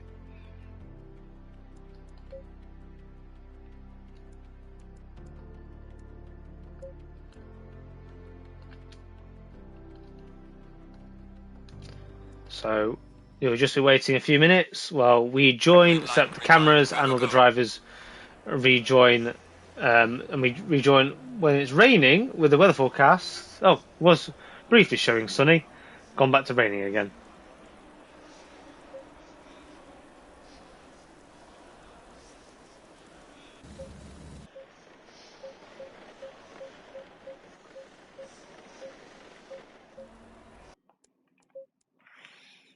Could do with somebody going out on track. The Alpha Dowie with his pit lane start is only able to be the 14th driver into the session, which means that he'll be starting from roughly the middle of the pit lane. It's a really long pit lane anyway, and obviously he's got that pit lane start, which carries over as well from the first staging of the race, where he suffered quite badly, I think it's fair to say, for starting from the pits. But hopefully for him, he can get through. He's got a little bit more time to climb through, and he'll have had, and this is meant in the best way possible, but he'll have had a few more pro drivers effectively softening up Silver and Am drivers, because he's quick enough. He was third on the grid, so if it had been a legal method of qualifying, I think he'd have done rather well. But he's got a few drivers now who were softening up, or who will be softening up targets up ahead to maybe get him into the real meat of the race. So I've got a question to ponder. Now, Vermeulen, through his success, is going to once again be getting placed behind Adam Sharp in that Honda. Now, it took him a few laps to get by him in completely clean air, just the two of them fighting by themselves. He's now going to have to contend with an entire grid full of cars through the tight, narrow Imola circuit, in the rain, no less. So how much of a greater challenge does that pose to Vermeulen, who's had such a good run of form this season of consistently doing last to first challenges? It does and it doesn't. Obviously, there'll be a lot of other factors to consider when you're trying to pass some of the quicker guys. But also to sort of counteract that, it will actually, perhaps if those drivers are thinking of something else, if those drivers are distracted, and obviously, with the way that the grid is set up, the quicker drivers are going to converge on the slower drivers. It actually might help him, because he might have a few more opportunities where you wouldn't normally get them. So actually, I suspect that it might help him a bit dealing with somebody like a Sharp, maybe. It was in third, it was Grace, wasn't it? Give him a Sharp or a Grace up there. I think actually it might help him a bit. The real challenge is going to be when he comes up to maybe like a Clayton, who will be out of position, or if he comes up to a Clayton who will be out of position, whether or not he'll be able to clear him quickly, because the Aston was certainly really quick on Thursday, didn't qualify, so he was hamstrung a little bit. But I think it'll actually be when he gets through the field how quickly he can pick those drivers off. Yeah, and obviously any cars you reckon would be particularly challenging for him to clear, make some models? Well, you don't really want to be fighting against a Mustang or a Lexus around here. With the Honda as it was, Honda is not the fastest of cars. It's it's got decent straight line speed. It's not a particularly fast car. You made hard work of that. It was a bit of a Dan Dare move going into Rapatta, wasn't it? So coming up against somebody like Eden, for example, or even the Aston with its quite strong top end. Those the Mustang, obviously, with Mr. Overtaker, nobody really wants to be facing that. So those are the cars I'd say he'd struggle with the most. But a lot of it's going to be when he's coming up to like an Amber or a Silver, how inventive he has to get, really. With that, I suspect that he might be able to do it, around the lap as opposed to down the front straight. But I think if he's coming up against like a Mr. Overtaker, he's going to come up against, I think, pretty quickly, isn't he? Mr. Overtaker was 7th, something like that, wasn't he? He's got the Lexus and the Mustang, that's 6 or 7 cars ahead. Yeah. You almost want to use them as a bit of a pick to go through and then maybe set about it. Well, I think that's it's quite key that obviously he's going to be very close to them through the nature of the very clean race that we had. All those cars that would be of interest to him or potentially a pondering problem are going to be all directly ahead of him. Well, yeah, so you almost then want to use them as a bit of a pick, don't you? You want to use them as perhaps another, almost effectively like another sort of. Want to make sure that you've actually used them to get you through, or then actually, rather than actually sort of having to fight them one by one. As we did, what I believe was some positive words for Floris there. Unfortunately, I don't speak. It's there's some Latin-based language that just came through there. It would be Italian, I think. But good to see the drivers are getting a bit of love. As we just look through the reverse grid here, obviously Alpha Dowie, while sitting in 6th, will not start there. He will get sent back to the pits. But Gordon Brown, potentially, in the Lamborghini, could definitely make moves through the AM tier. It's all been a bit low-key from Gordon, hasn't it? I mean, he's normally towards the sharp end, and normally he's one of the better operators in terms of maximising position, but it was a bit low-key in qualifying, wasn't he? It was, 25th, 26th, something like that. Yeah. And then didn't make the advancements in the race. So, yeah, I think it'll be him, and Bozza obviously had a pretty torrid, didn't he, race in the end. He was 5th early on, 5th or 6th, then he just, through mistake after mistake, just sort of went backwards. I've noticed as well with the weather starting to get actually a little bit lighter, you want to have your tyre pressures a little bit down because you don't want them to be too cold now, obviously. But with the weather getting lighter and lighter as it goes on, then you're going to have to think about your tyres. You're going to have to think about your tyre pressures and how hot your tyres get. You've got some other drivers like Clayton, 22nd out of position. I suspect that he'll go forward. And you've got then maybe a Bertulli, a Posh Bashil. Bertulli was actually fairly quick on Thursday night. So I'm surprised to see him, as outside of the top 10 as he was. No, he wasn't outside the top 10, as far away from the lead as he was. He's normally a bit of a race 2 specialist as well, isn't he? So I suspect that there'll be, forward momentum there from the Porsche and the Canadian driver who's always had the most luck. But certainly, I suspect a good bet to move forward. Floris, I think, did he pole last time out? Redlock Steve, I know, won race 2 last time out, didn't he, for the AM class? Again, I think he's struggled in the first race, so I think that it's going to be another sort of difficult one for Steve. We've had a translation from Thomas Auto. Floris, make Italy great again. Italy's had plenty of success today, if you follow the tennis. Redlock Steve now starting from the pits as well, so it's going to be Darren Mark Davis versus Floris going into the first lap. Serfontaine, Alpha Dowie, and Dreadlock Steve are now starting from the pits, so it's going to be Floris having a fairly unchallenged run going into the first corner. Oh, I don't know, he's got 2 absolute monsters behind him. The Mustang of Darren Mark Davis with the wise head on him. If he can ace this start, there's no reason he can't be right on the back of him. Floris wants to make sure he's not too far ahead, though. That's the one thing he has to be a fair bit careful on, is that you don't want to have a penalty for being too far up. No, of course not. And then you have a non-moving driver, car number 19, hasn't moved off the mark. Who's number 19? That's Gabino, Serafino Gabino in strife already. And now been teleported. So we wish him the best. Hopefully he's just gone back to the pits and can join. But we are about to get going with Floris. Feels to me I'd definitely be pulling over to the right there. You'd have a bit more control over this starting position as he gets to go. As we have movement in the back, and Floris, as you suspected, gets an absolute clear runaway. So we move a little bit further back as we have Gordon Brown, is it, on the grass to the right. As we've got collisions in the background. Yeah, so it was difficult there. I think I saw a Lamborghini, which was Gordon Brown, being pushed onto the grass. I can see that there's also a couple of other drivers. That's at the back. I think there's as he tries to go around P5 and Darren Mark Davis, and he gets it. So is that Brown into P4?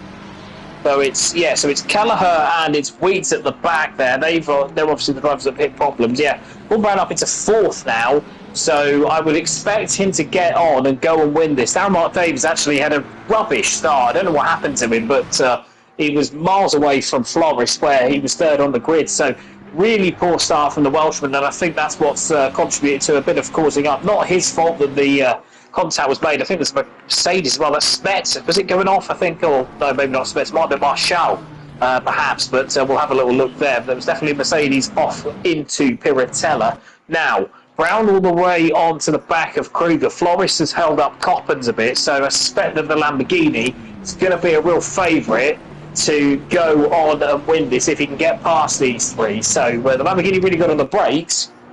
They should make short work of these, but it was all caused there. You know, his ability to get, well, we made, 5 places. Alfa Tauri and Surf and Zane were obviously in the pits already, so that didn't help. But yeah, with Mark Davis, oh no! Kruger's got into the back of Coppens, and that's got Brown through now up into 2nd. But yeah, Kruger, ambition ahead of talent there, I think, for the Dutchman there. He's gone straight into the back of Coppens, who's been hit by Smets as well as he's trying to get back on. So yeah, further problems into Ravazza there, and that's horrible luck. Meanwhile, for Mullen, he's already up into 26th. He's got past drivers such as Sharp, Basler and Overtaker, so it's been an excellent start for the South African, up into 24th now, and he's almost at the lead of the main Pro Pack. He's got Morgan Grace ahead of him, with only Eden and Poshbashil and Clayton a little bit further up the road. Oh, as he gets a little bit of a tap there, and now he's squeezed in between 2 cars. But he gets out of that with those Brush Tully to his inside. There's another Ferrari that's gone backwards. That's car 44. That's Kruger. So his rather dreadful start to the race continued, unfortunately. Kruger now right at the back, I think, behind drivers like Alfa Dowie. So I think that was at was that Villeneuve or was it Tamburello? It was in Tamburello, and Kruger's now dropped from what was pretty much sort of 2nd, 3rd place, wasn't he? He's now all the way back now in. Lino on the inside of Mendes, going to try and push. Oh no! Now Lino's in the wall, big time. Just tried to come across, I think, entering into Piratella, and just had his rear tapped, and off he goes. We speak so often about drivers who are racing in different classes. We speak so often about how drivers who race in different classes are needing to be a little bit more sensible. That was pretty much the opposite. That was and we have missed it, but Brown is now ahead of Floris. By the looks of it, Wazza's going through as well.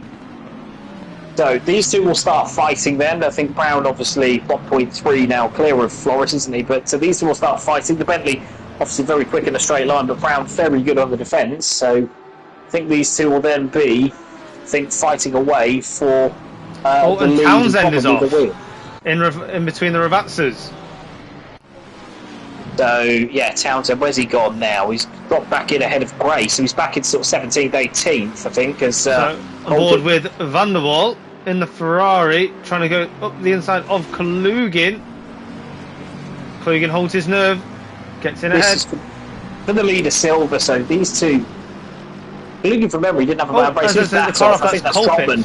Trotman that's gone off. Colpitt's a little bit further back. So that's Trotman there in the sand, and he's going to come out ahead. He's just been passed by Clayton, who's 3rd in Pro. Watch out for him later on, because if he can get past a couple of the slower cars ahead, I think it'll be a factor for the race win.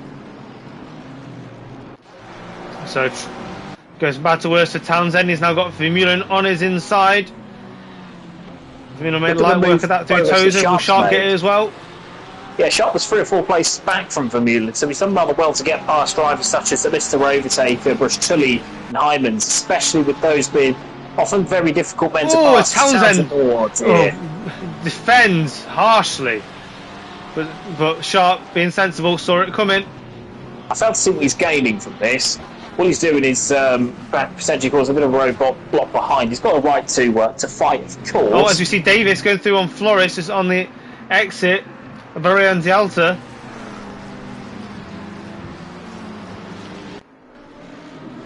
Flores just sensibly dropping back. He's not been too much of a fight up, but he is definitely... Oh dear, no, Townsend was fighting again with Sharp going into Variante Alta, and what's happened is that as they've gone wheel banging through Variante Alta, it's caught Mr. Overtaker, who's running to the side of Townsend as he's rebounded back across. So, yeah, I felt to see what the sense was in that. Obviously, we like racing, of course we do, but you renown against pro drivers, so it's all about being a bit more careful if fast approaching, Pupsill on Richings. We've got speeding the pit lane for car 81. I believe that was a Bentley. It's Boots, so he's done the same trick as he did before last week. Oh, look at this, Pupsill on Richings. Up and under to the Villeneuve chicane. No, sorry, that was to Tamburello, sorry.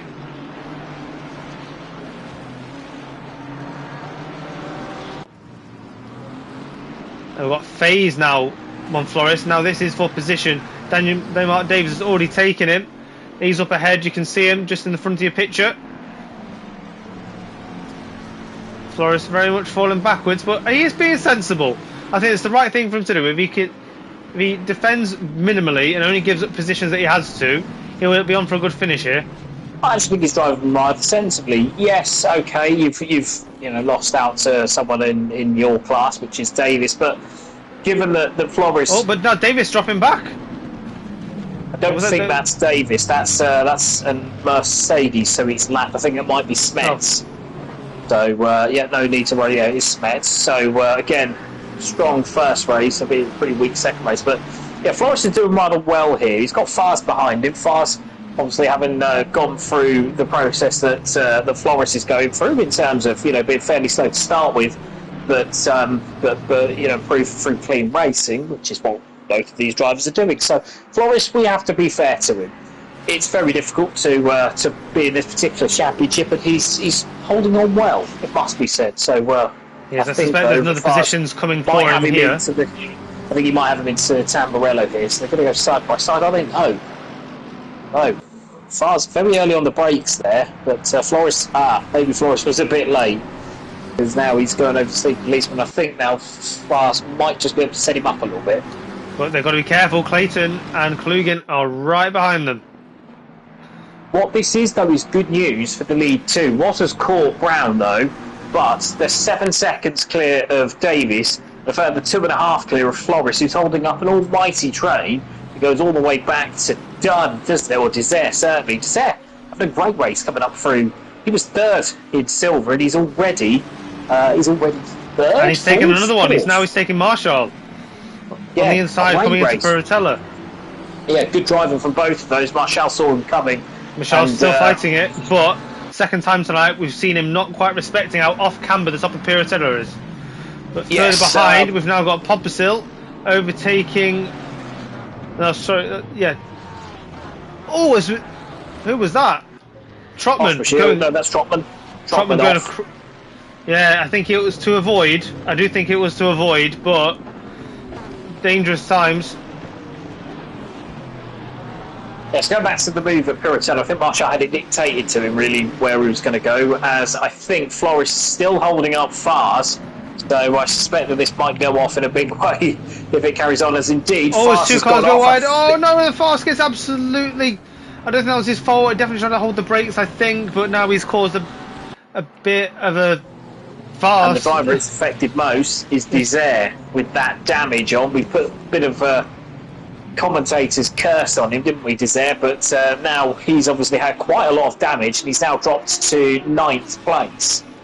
with possibly a few quicker drivers coming through, but Desert was on course to get into the podium positions in silver. He's now going to be fighting a rearguard action with that damage to that Ferrari. So he's got a Porsche to his rear left, he had a Ferrari to his rear right. He has found good traction out to the Tamburello chicane.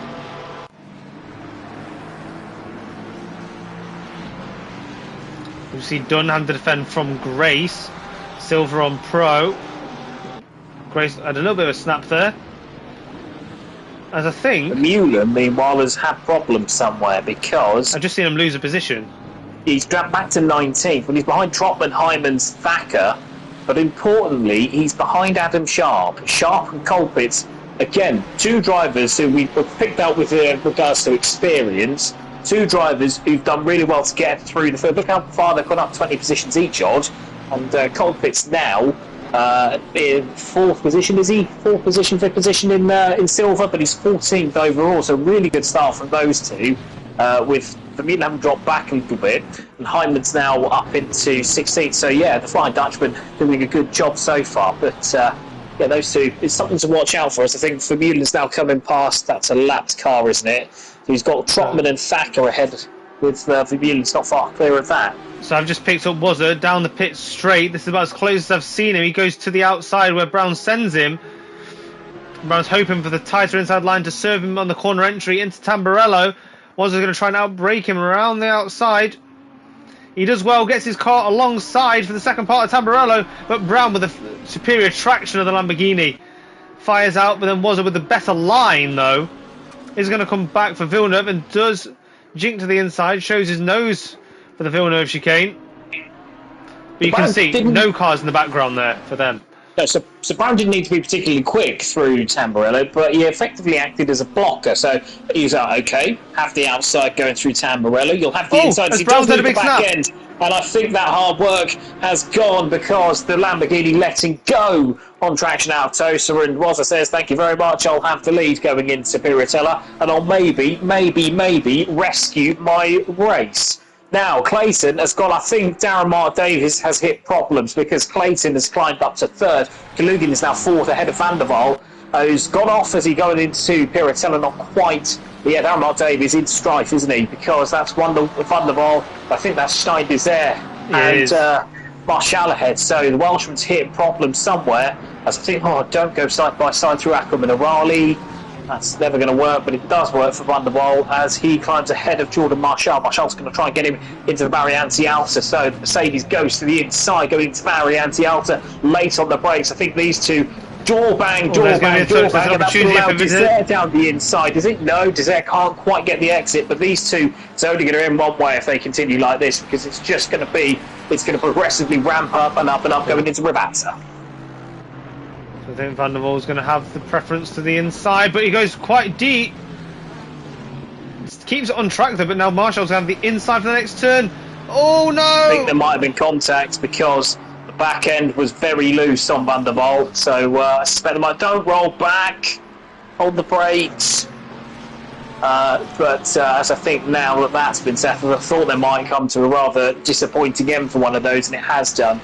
As he's got back to, I think, 16th, 17th, isn't he? So, going to be all the way back, isn't he, Van der Waal? And that's all a little bit needless there as he comes into the pits. So, just keeping up with Denmark Davis, who just got overtaken by Sharp. But look at the distance Sharp has now got to Vermeulen. Vermeulen gained 3 positions since we last saw him in P16, but Sharp into P11. So has Sharp since we last saw him. Interesting to see. Sharp trying to take 2 into 1. Oh my, he's trying to put himself on the inside sandwich between Colpitts and Richings, but he's going to still fight it against Richings, the outside of Tosa, and he does have Richings better traction on the slightly slicker line. And he's going to try and dive one on the inside of Colpitts, is he, into Piratella? Oh no, but he got lucky there because Richings, I think, got a bit of a tap to the rear from Dunn just behind. So Colpitts and Sharp are in the same party, so I would expect that they'll be working together until a point where it doesn't suit Sharp to be behind, but they are in the same party. They're behind Fast, who he's done rather well, hasn't he? Again, Fast up into the lead of the AM class. albeit partly by as the we have Davis hitting problems. Dermot Davis off, That's Hyman's. Heyman's off.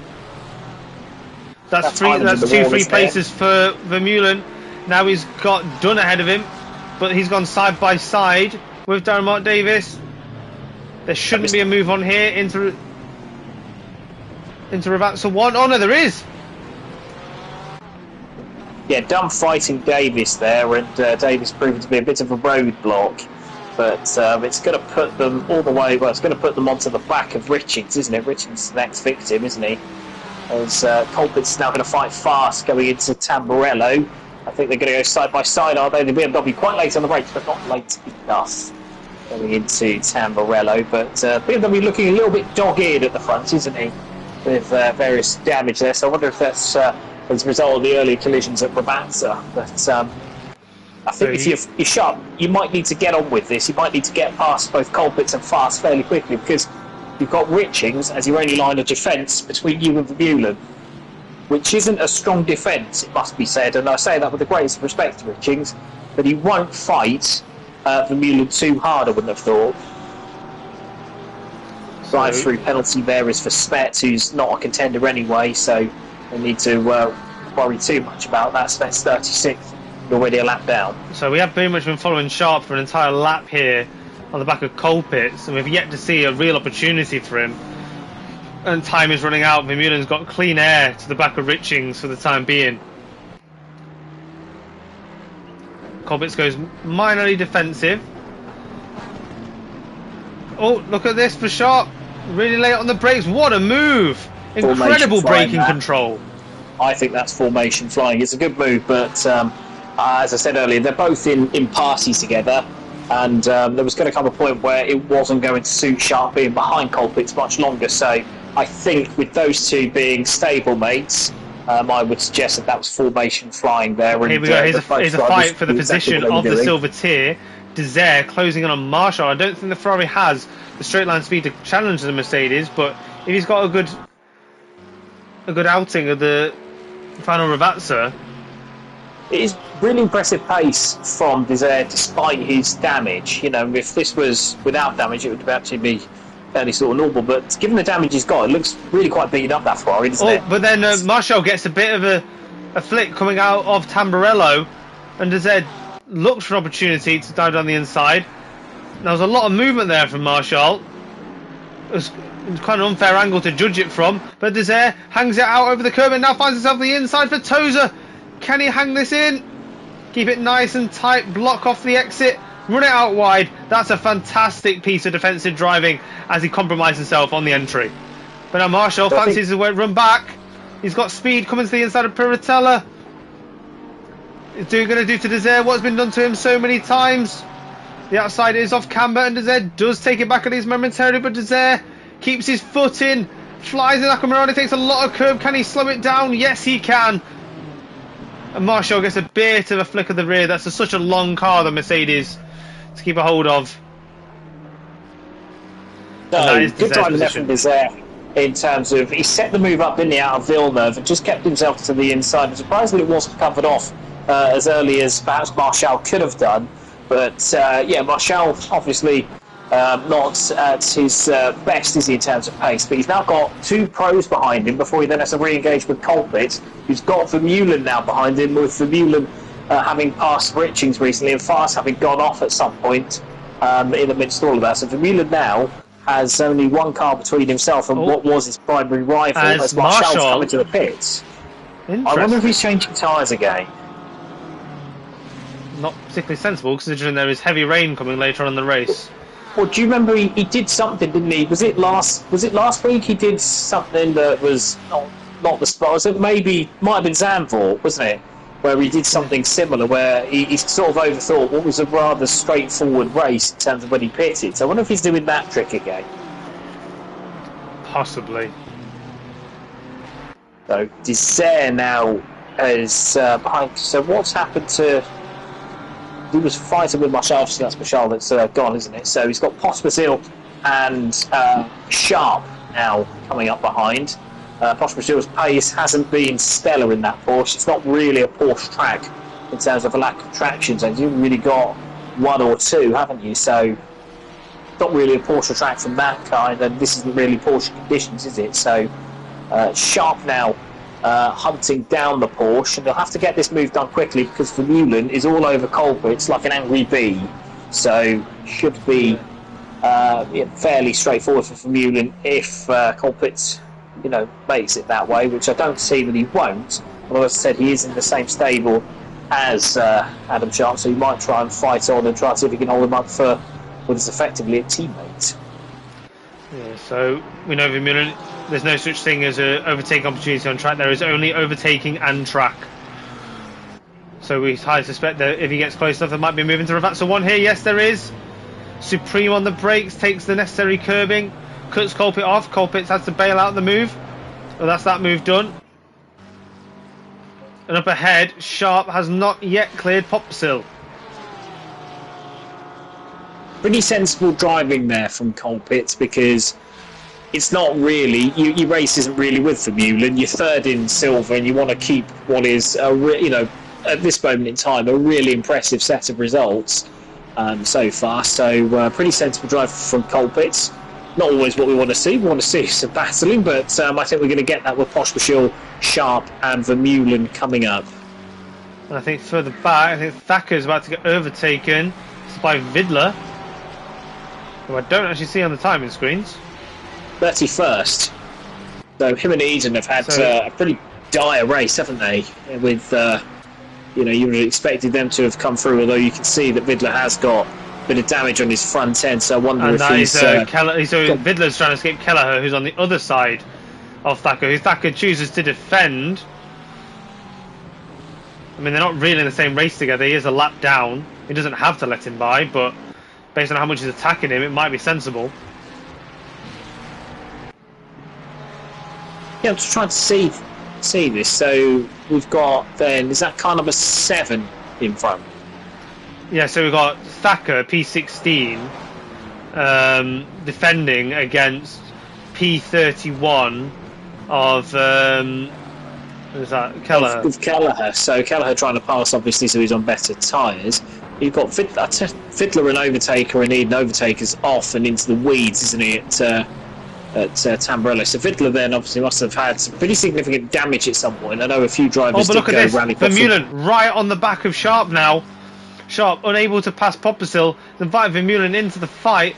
Popsisil taking wide lines to try and break the toe, leaving Sharp absolutely a sitting duck if Vermeulen's got any straight line pace in his car. Popsisil re-engages, puts himself back in front of Sharp, but what will this do for Vermeulen's chance? Of Vermeulen dives to the inside, doesn't get fully along. As we've had plenty of action, we're only halfway through. Really don't want to be in the middle of this battle, because the last thing you want to be doing is be, only paying half attention to a Vermeulen behind you. So Sharp's kind of got to go forwards here, trying to see if he can look to go forwards, and then whatever happens, because otherwise it just sort of it'll just cost himself the race But he's obviously got to be mindful of the fact that Vermeulen is behind. But if you're Sharp, try and see if you can attack Pospisil, because if you can get past him, then you might be able to put a car between you and Vermeulen. So yeah, big strategies play out here, but crucially, Pospisil's under no obligation, not really any incentive at all to let these two cars by. They are all pro tier drivers. We might have mentioned Clayton earlier on. He started to catch up to the back of Brown. He was 7 seconds off the back of Brown, and now he's only 7 seconds off the lead. So something to watch out for a little bit later on once this is shook out, no doubt. So Pospisil going defensive, but then Vermeulen get one hell of a run over the curb. Yeah, look how aggressive that Ferrari was over the curbs. I think Sharp might have to go defensive going into Ravazza, as it was here where Vermeulen launched it from before. Right on this occasion, but yeah, Sharp has got a good run on Popsisil. Yeah, the Porsche is really struggling through the first Ravazza, but then the traction of that Porsche is going to take him away. Although he is starting to weave a bit, I wonder if that's the coolest style, just to break the toe. He's done that every single lap so far. When I Sharp out from underneath the toe, he's going to find himself around that. This. I'm not too sure this is the right choice. He's going to open up the inside for Vermeulen, having lost the slipstream. Going to have to cut back inside Pospisil. Pospisil bounds over the curbs, finds his way to the inside. What will this allow Vermeulen to do? He gets boxed out for the time being, but Vermeulen comes back. Vermeulen is going to find himself to the inside of Poppisill going into Villeneuve chicane. And a little bit argy-bargy between Sharp and Poppisill. Poppisill is going to rejoin across the track. Oh, and narrowly misses these two. Oh, but then he hits Colpitts and Richings has to go off track to avoid. Now Vermeulen tries to go round the outside, leaves Carnage in their wake. Now this is a traction battle up the hill. Just going to have to get it stopped and on the apex for Piratella. No, the Florida Ducks in behind. So when it all started was Pospisil hit the sleeping policeman on the inside at Tamburello. That skated him across so that he was out of position for turn number 2. Then shut the door a little bit on Sharp, to my eye anyway, shut the door a little bit on Sharp going through the third part of Tamburello.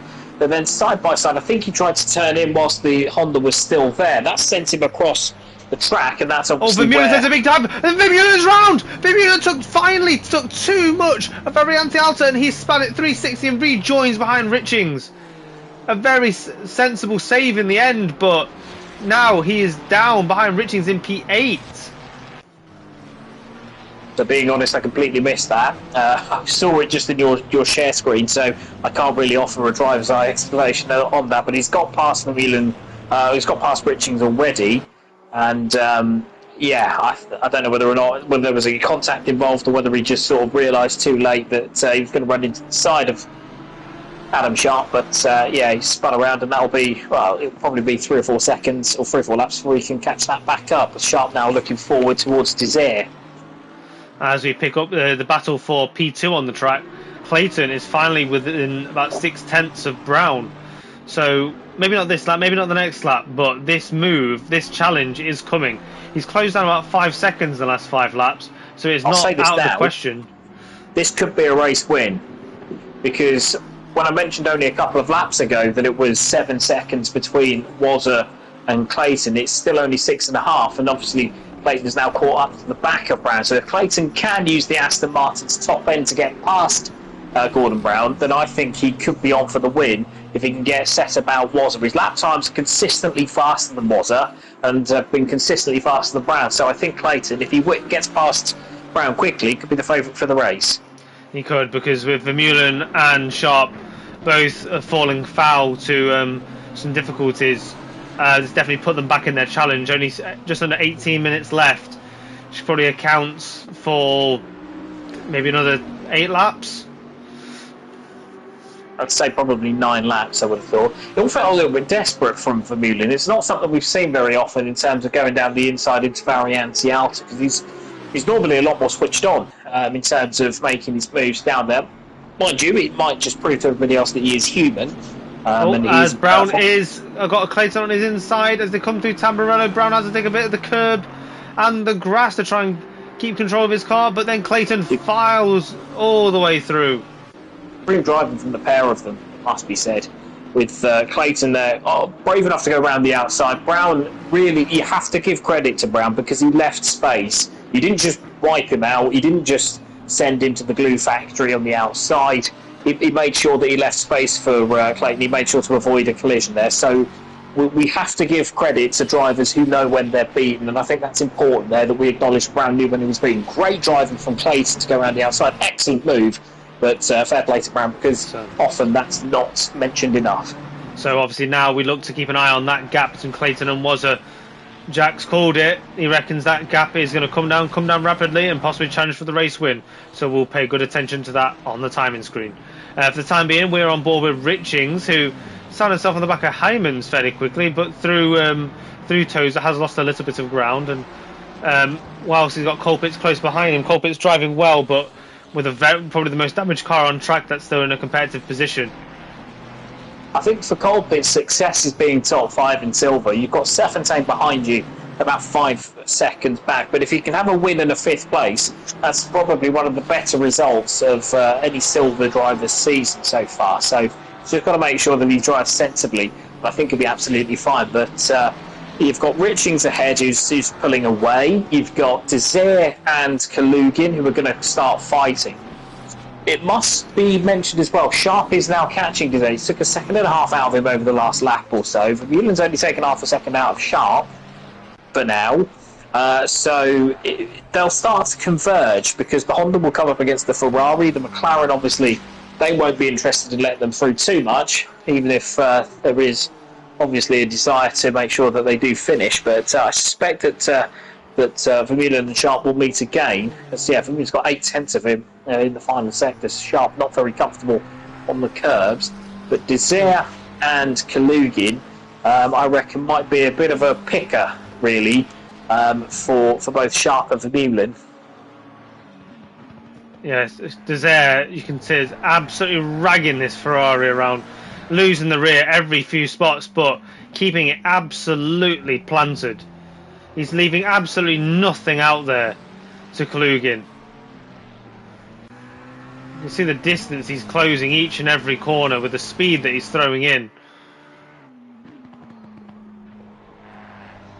So meanwhile, Clayton now started to make a couple of inroads on Wozza. Wozza's gone off somewhere because that's not 5.8 seconds. It doesn't look like it's 5.8 seconds at all as they go into Ravazza. So what was 5.8 seconds? I know there might be a car in the way, but that certainly doesn't. It might be Vates, to be fair, and I might be mixed up because they are two Bentleys. Car 81, which is a Bentley, so it might be. It might be me getting a bit excitable. Oh, maybe that is 5.8 seconds that I've done Wozza dirty there. I'm sure he'll remind me of that. I think that's about 3.5. I think. Yeah, it's about 5 seconds, but it's 5.6. So he has caught him just by 2/10. We'll say no more on that. Kalugin, meanwhile, yes, he's 20 odd seconds off the top three, but he's doing a good job here in stepping up to silver, and he had a decent race first time out, didn't he? And having an even better second race. I can't help but feel he might have been involved in the collision with Floris earlier, so it might be temporary, but on the road so far, you have to say he's driven really well, as I think is that Mr. Overtaker you've got eyes on, or is that Darren Mark Davies? That is Darren Mark Davies, and he's been caught by Dunn down at about P17. So, Dreadlock Steve, if you remember, was on the front row, wasn't he, in the Aston Martin? He's now in 19th. He's just on the back of this. So he effectively started from the pit lane.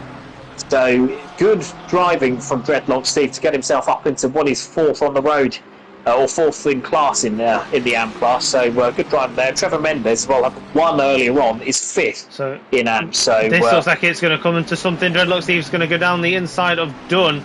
He might get boxed in. I don't know what Davis in front, but the ability to break late around the inside going into Tamburello has served Dunn well there. Yeah, but inconsequential obviously for, I think that's Vidler. Oh, Vidler green Ferrari. Yeah, he's pulling out to the way. It might have been Lena, might have been Vidler. No, I could be wrong, but I think it was, it is Vidler who's... I just want to show some appreciation for Alpha Darby, though, who has driven from the pit lane all the way to P15. I think John's gone off whilst we were just away from that battle. John is now facing backwards out of the Villeneuve chicane. So, horrible moment there for Dunn. He's going to drop back to, I would suggest, about 20 or 23rd, somewhere like that, with Kruger now up the road. I think he might actually be behind Basler and Townsend. Basler, who's dropped back a bit. So Clayton now down to 3.5 seconds. He can see was out of every single corner of the racetrack now. So that really eggs drivers on when they can see the drive and the actual distance closing. That's half a second in the first sector. He's taken out Wozza, so this battle is very much on. He's got the time to do it, and we'll keep returning to that as it develops. So we've got Darren Mark Davis, who having to re-overtake Vidler, it seems. The Stacker is just going around Ravazza. Yeah, that's Marco Lino behind him, isn't it? So Davis has dropped back a couple of positions. So it might be Mendes, not Mendes. It might be Steve Mendes somewhere around there, because Vidler was, or no, Lino was in the 12th. Now Clayton's got a second on Wozza this lap. I wonder if he's maybe set his tyre pressures up to be a little bit more forgiving when it gets wetter and wetter, because you can see Wozza now losing time hand over fist. And I think this is going to close up pretty quickly. It's just then about where he can outfox the Bentley, although at the moment he's going so much faster, might actually pass him somewhere you wouldn't expect it. So, yeah, really key. They're this. just trying to keep an eye on his entrances and exits to the corner as he gets a big slide around Ravazza too. I reckon his tyres have gone a little bit too hot now. He might be pleased to see the heavier rain coming in, but Clayton on a mission in the Aston. He was so quick on Thursday night as well before he got a stop-go penalty, which he won't want to be reminded of, but that's 1.3 seconds since the end of sector 1, so really good lap from Clayton. Now, there's nothing more encouraging than when you can physically see you're catching the driver ahead. So Clayton now is going to have to use that momentum and not give Wozzer a moment's peace when he does eventually get onto the back of him. So field spread is starting to stabilise now, so gaps predominantly over a second. Field has got past Sharp somewhere, so I wonder if Sharp might have had enough because he's 7 odd seconds behind, so I wonder if there might have been issues there. So having passed Vidler, the lap car, Dreadlock Steve has got himself right on the back of Thacker. This is for P2 in class. It's not to be ignored. It's a great battle that's developing. Dreadlock Steve from the pit lane coming back to fight for the second spot on the podium. So I think you've had a couple of drivers who've had really strong, at the moment anyway as it stands, a really strong... Dreadlock Steve slides around Ravazza 2, and that loses him all sorts of speed to Thacker, and now Mendes is going to take him off the podium. That Brush-Tully's a lap down, so Brush-Tully's got to be careful here not to cause any needless incidents. As Mendes goes wide and onto the grass, I think he's got it. And then goes off. Dreadlock Steve's going to fight around that side, and the threat from Mendes has now gone away. For the moment. So, what was I? I was saying that so there's a couple of drivers who've had some really good, at the moment, a really strong pair of results. So that's Colpitts, who obviously won the first race for Silver. He was first in Silver, he was 6th overall. He's now 11th. The heavily damaged car, it must be said. And he is now 5th in class, but he's got a big old gap to Lino behind, so we can stroke this home and be somewhat cautious. You've got Mendes, who won in the AM class earlier on, and now he's 4th, fighting for a podium, no less, having just passed Aaron Mark Davis, had a go at Dreadlock Steve. So those are your two, at the moment, I think your two strong contenders for the drivers of the day from their respective classes, and then it's just about then sorting out Pro. Oh, but look at this, Clayton right on the back of Wozzer. Speaking of Pro, they got they have lapping traffic ahead, so Clayton has almost got a clock on this now. He does not want to have to be able to make this move with the lapping traffic interfering. So what looked like he was going to have all the time in the world to do this, now this time is really closing down. He wants to get this done long before they reach this traffic. He's going to see that, and maybe he thinks that's exactly the double jeopardy that he needs. But the jeopardy has found Wozzer. Wozzer to the outside has gone on the wet stuff, gone over the smooth curb. But no, oh my God, Clayton, what a catch! What a catch! I don't know whether there was any contact there, but well held. In terms of trying to go around the outside going into Macro Minerali, he had so much more grip. I almost thought he might manage it, but look at how quickly he's getting straight on the back of the Bentley. So Brown ahead, well, Brown behind, might just see this on his timing screen. So don't know whether or not they'll fit. Yeah, he will. He will just about see it on the timing screen. So we'll see that they're gubbing at it, hammering tongs. But Clayton going down the inside.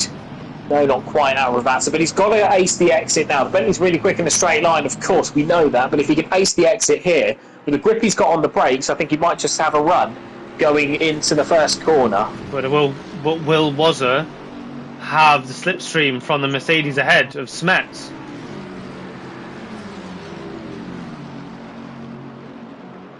I think Wozzer's going to use it, isn't he? But they're going down into the... No, not quite. So now he's going to have to be a bit clever through Tamburello. The Bentley's not great on the brakes so far. I think it's struggling to get wetter and wetter. It's going to set him up now going into Villeneuve. Is he going to make it down the inside? The laps car gets out of the way. Well done. Going into Villeneuve, no, not quite. But he's just got to keep buzzing around. He's got to effectively be really irritating opponent. He's got to be, you know, sort of putting himself in places that was not expecting. So once they've got lap traffic, it's going to be difficult. Once they've got past the two in front, then he's going to be able to really focus on Project Irritation on Wozzer, his Clayton. So he's got 3 more cars ahead of him. They have to go through lap traffic, and then Clayton has the track all to himself to overtake Wozzer.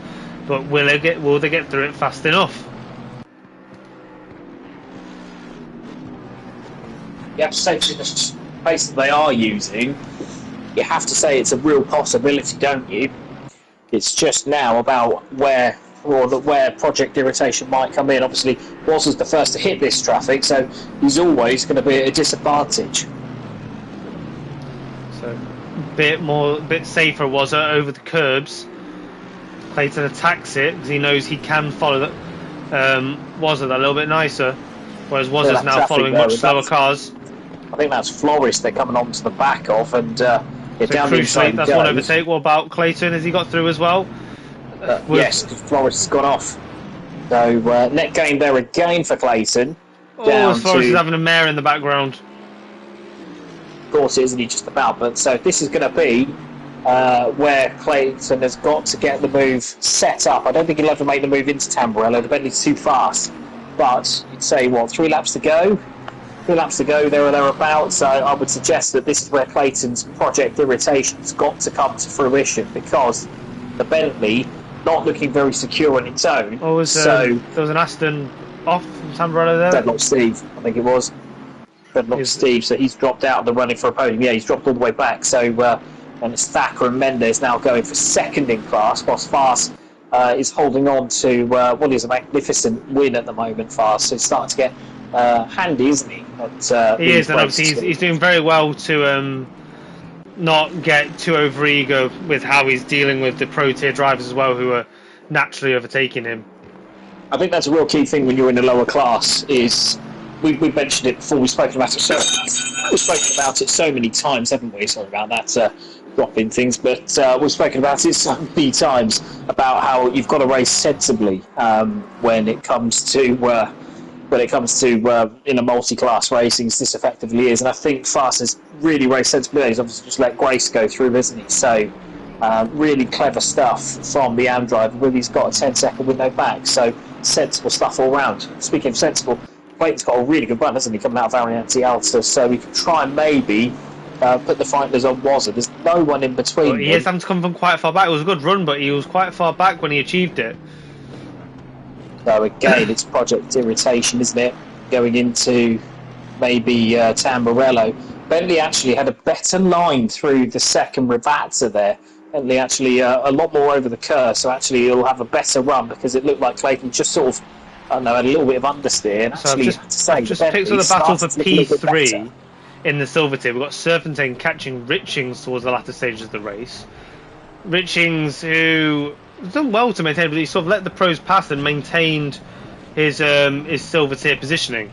But Serpentine is going to be a late challenge for him. We know how fast Serpentine can be. Really a one-lap wizard on occasion. There's always been consistency, hasn't it? But certainly, if he can put it together, then I think he can be a really, really strong silver driver. I think we're going to get challenged the Tozer for the lead. Clayton goes to the outside. Wazza defends, pushes him out a little bit. What's the cutback going to be like? Clayton with a massive cutback on him. Now there's a grunt battle up the hill. Wazza is still slightly, just got his nose ahead. Will it serve him well? We know how weak the outside's been coming to this corner.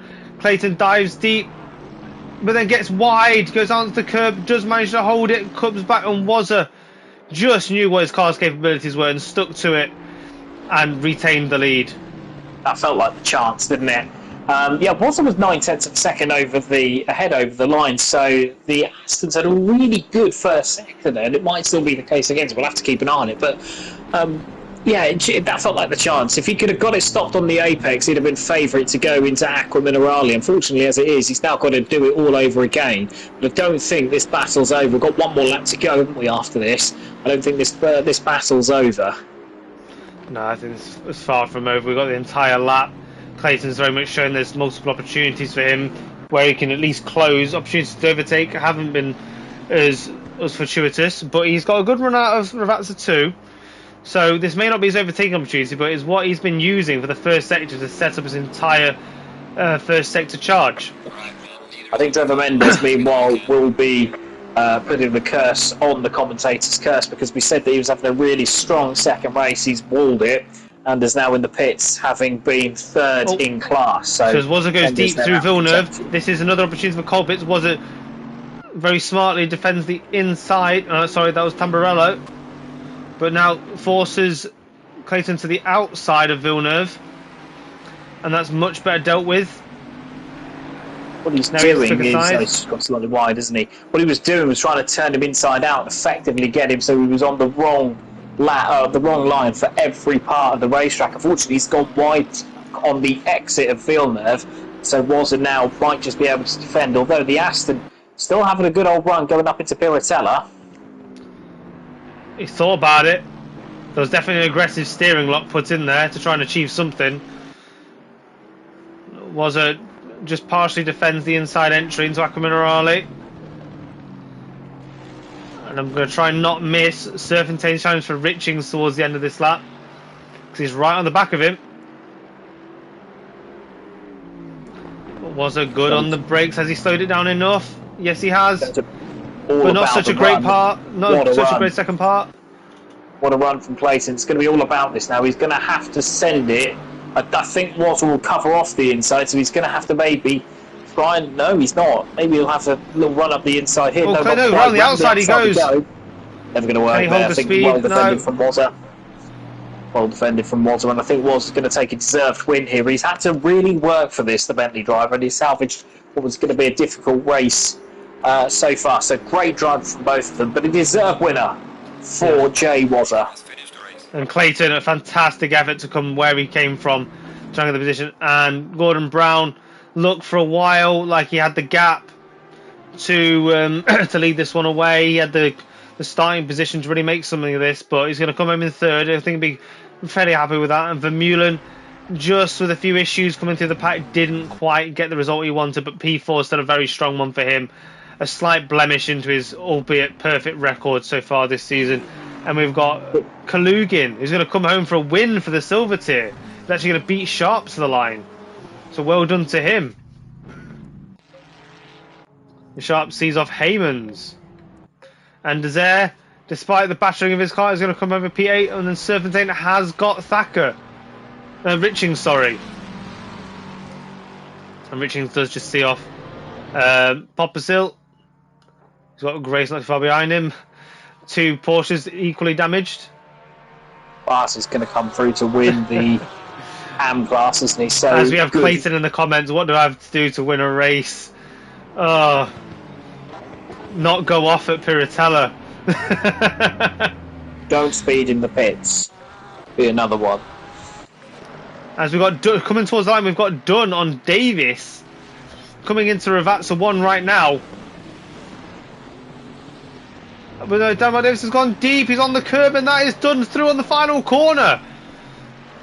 Turn up for the books for Dunn.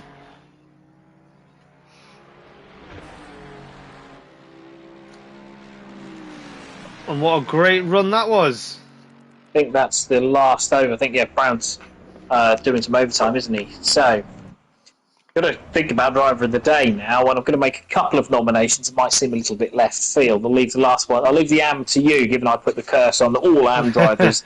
That's number two. But I'm just grabbing the highlights, so just bear with me. So I will say I'll put up a case for Lee Colpitts to be the silver driver of the day, having won earlier on under an awful lot of pressure, and then through no fault of his own getting a load of damage and still managing to rescue fifth. So that, I think, is the best set of results in the silver class. And for pro, I might put it on, and I might seem a little bit biased, call me biased if you want, but I might actually put it for either an Adam Sharp or a Gordon Brown. Now, the reason for Gordon Brown is his first race, obviously not great, but he's obviously lost a lot of pace in that Lamborghini to defend rather well. But I think for Adam Sharp, if I'm going to give him a little bit of variety, because sometimes for you, you're not allowed to win all of them. There'll have to be a dropped score for your driver of the day. So if I put Adam Sharp up for this one, then that'll be your dropped score, Dan. But no, on an equal vein, I would like to put Wazza in for that as well, because whilst Sharp did face equal difficulty in trying to keep a very fast driver behind, Wazza did go on to keep that very fast driver behind and did bring home a win for midway through the pack and see off Clayton, who closed on him, clearly showed a lot of pace to close on him that 7 seconds and then still held him off. So my nomination for pro, I guess, would be Wazza. I understand it for Brown, but he did, drop off. I'll let you have Wazza because it was a dreadful first race, but I think he earned his stripes in the second. And I think for I'm going to go with fast because I think he had a good, strong couple of results. And, yeah, and I think his management of the mid. I think his management of the mid-pack pro-tier drivers, how he stayed in front and let them through as of when necessary, I think that was absolutely masterful. So we're going to go Wazza, Klugin, fast for any admins that are listening. But as some of you may have heard already, Mr. Jared Vermeulen joins us once again for the Vermeulen post-race podcast. Yeah, it just seems to be me still there. We try and get everybody in. I join all the time because you guys at least stream, so you have somebody to talk to, so I always come in. So yeah, we're just loading up the highlights now, and it's going to take us through with Brush Tully for the initial start. Yeah, I mean, it looked like obviously your race one, dramatic with Sharp, but you got your man in the end. And I think after that it was fairly normal procedure for you. But race two, your mid-race, obviously, I think we did see you drop positions at one point. What happened there? Yes, race two. Yeah, I was at that moment. I went for a move on Colpitts into the first corner, and I lost the rear. So I was catching the car, but obviously he had nowhere to go. Like, you got me there trying to catch a car, and obviously there's contact, and that just spun me around. End of the day, racing incident. Really, there's nothing he can do. More on me for being a muppet, basically. I don't know what happened there. I did say that it was the one thing to prove that you were human, so I hope you didn't mind me forced and blame to you. Yeah, I mean, look, end of the day, the move was clean, but then losing the rear and trying to, catch it. There's nothing he can do there, So just appreciating this move that we've just seen from Desire here, still managing to overtake Richings despite having to go round a backward-facing car. That was quite something. Yeah, I know, man. That race 2 was tough, man. Not easy to overtake. Oh, here's you. Oh, here's me. There I am. Yeah. With Townsend, which you're going to try and go down the inside of here. Do I go down the inside here? You do. It's a nice clean overtake. There we go. Yeah, no, it was a tough reverse grid there, not easy to overtake. And then that little error overtaking Colpitts, that kind of cemented me in P4. But you can't win them all, and it's not easy to overtake here, so I'm not overly disappointed. I think really this is the fun of reverse grid racing, so I can't complain. No, not at all. And obviously it was interesting watching you and Sharp interchange positions in the second race as you progressed through it. Obviously, I think the losses on your side were probably down to a few incidents that he just have managed to avoid, but then obviously you came back. I mean, was there any part of you that saw at the start that I think because of all the pro drivers and how they stacked up throughout the grid, anybody give you a particular large amount of trouble getting by, aside from Sharp? I mean, people defended. Obviously, the pros were harder to pass. But Silvers and Ams, once you showed your nose, they kind of get out your way because you're not in their race. But yeah, I think Sharp and me had another little battle there, and he made a mistake, and I got through. So yeah, it was okay. Yeah, it just was difficult to overtake today. You couldn't really go for lunges because everyone was so closely packed together, which just made it even more difficult. And I kind of knew the win was gone, realistically, because I mean it was crazy though those first couple of laps. We were doing like 53s, 54s, all backly. So I was like, okay, the win's gone. I know there's two pros up at the front there. Let's hope for a podium. But my mistake, obviously, in that. But overall, no, it was good racing. I didn't have much to complain about. I think everyone was fair. Obviously, a couple of cars spun around that you have to avoid. But overall, it was another, for me, another good showing from drivers today.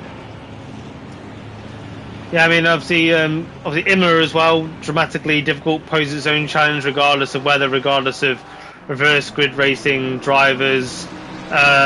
Did you develop a particular fondness for any particular corner for overtakes? We know, obviously, you never usually pick your favourites, but in a race like this where it's challenging, do you find yourself having a favourite?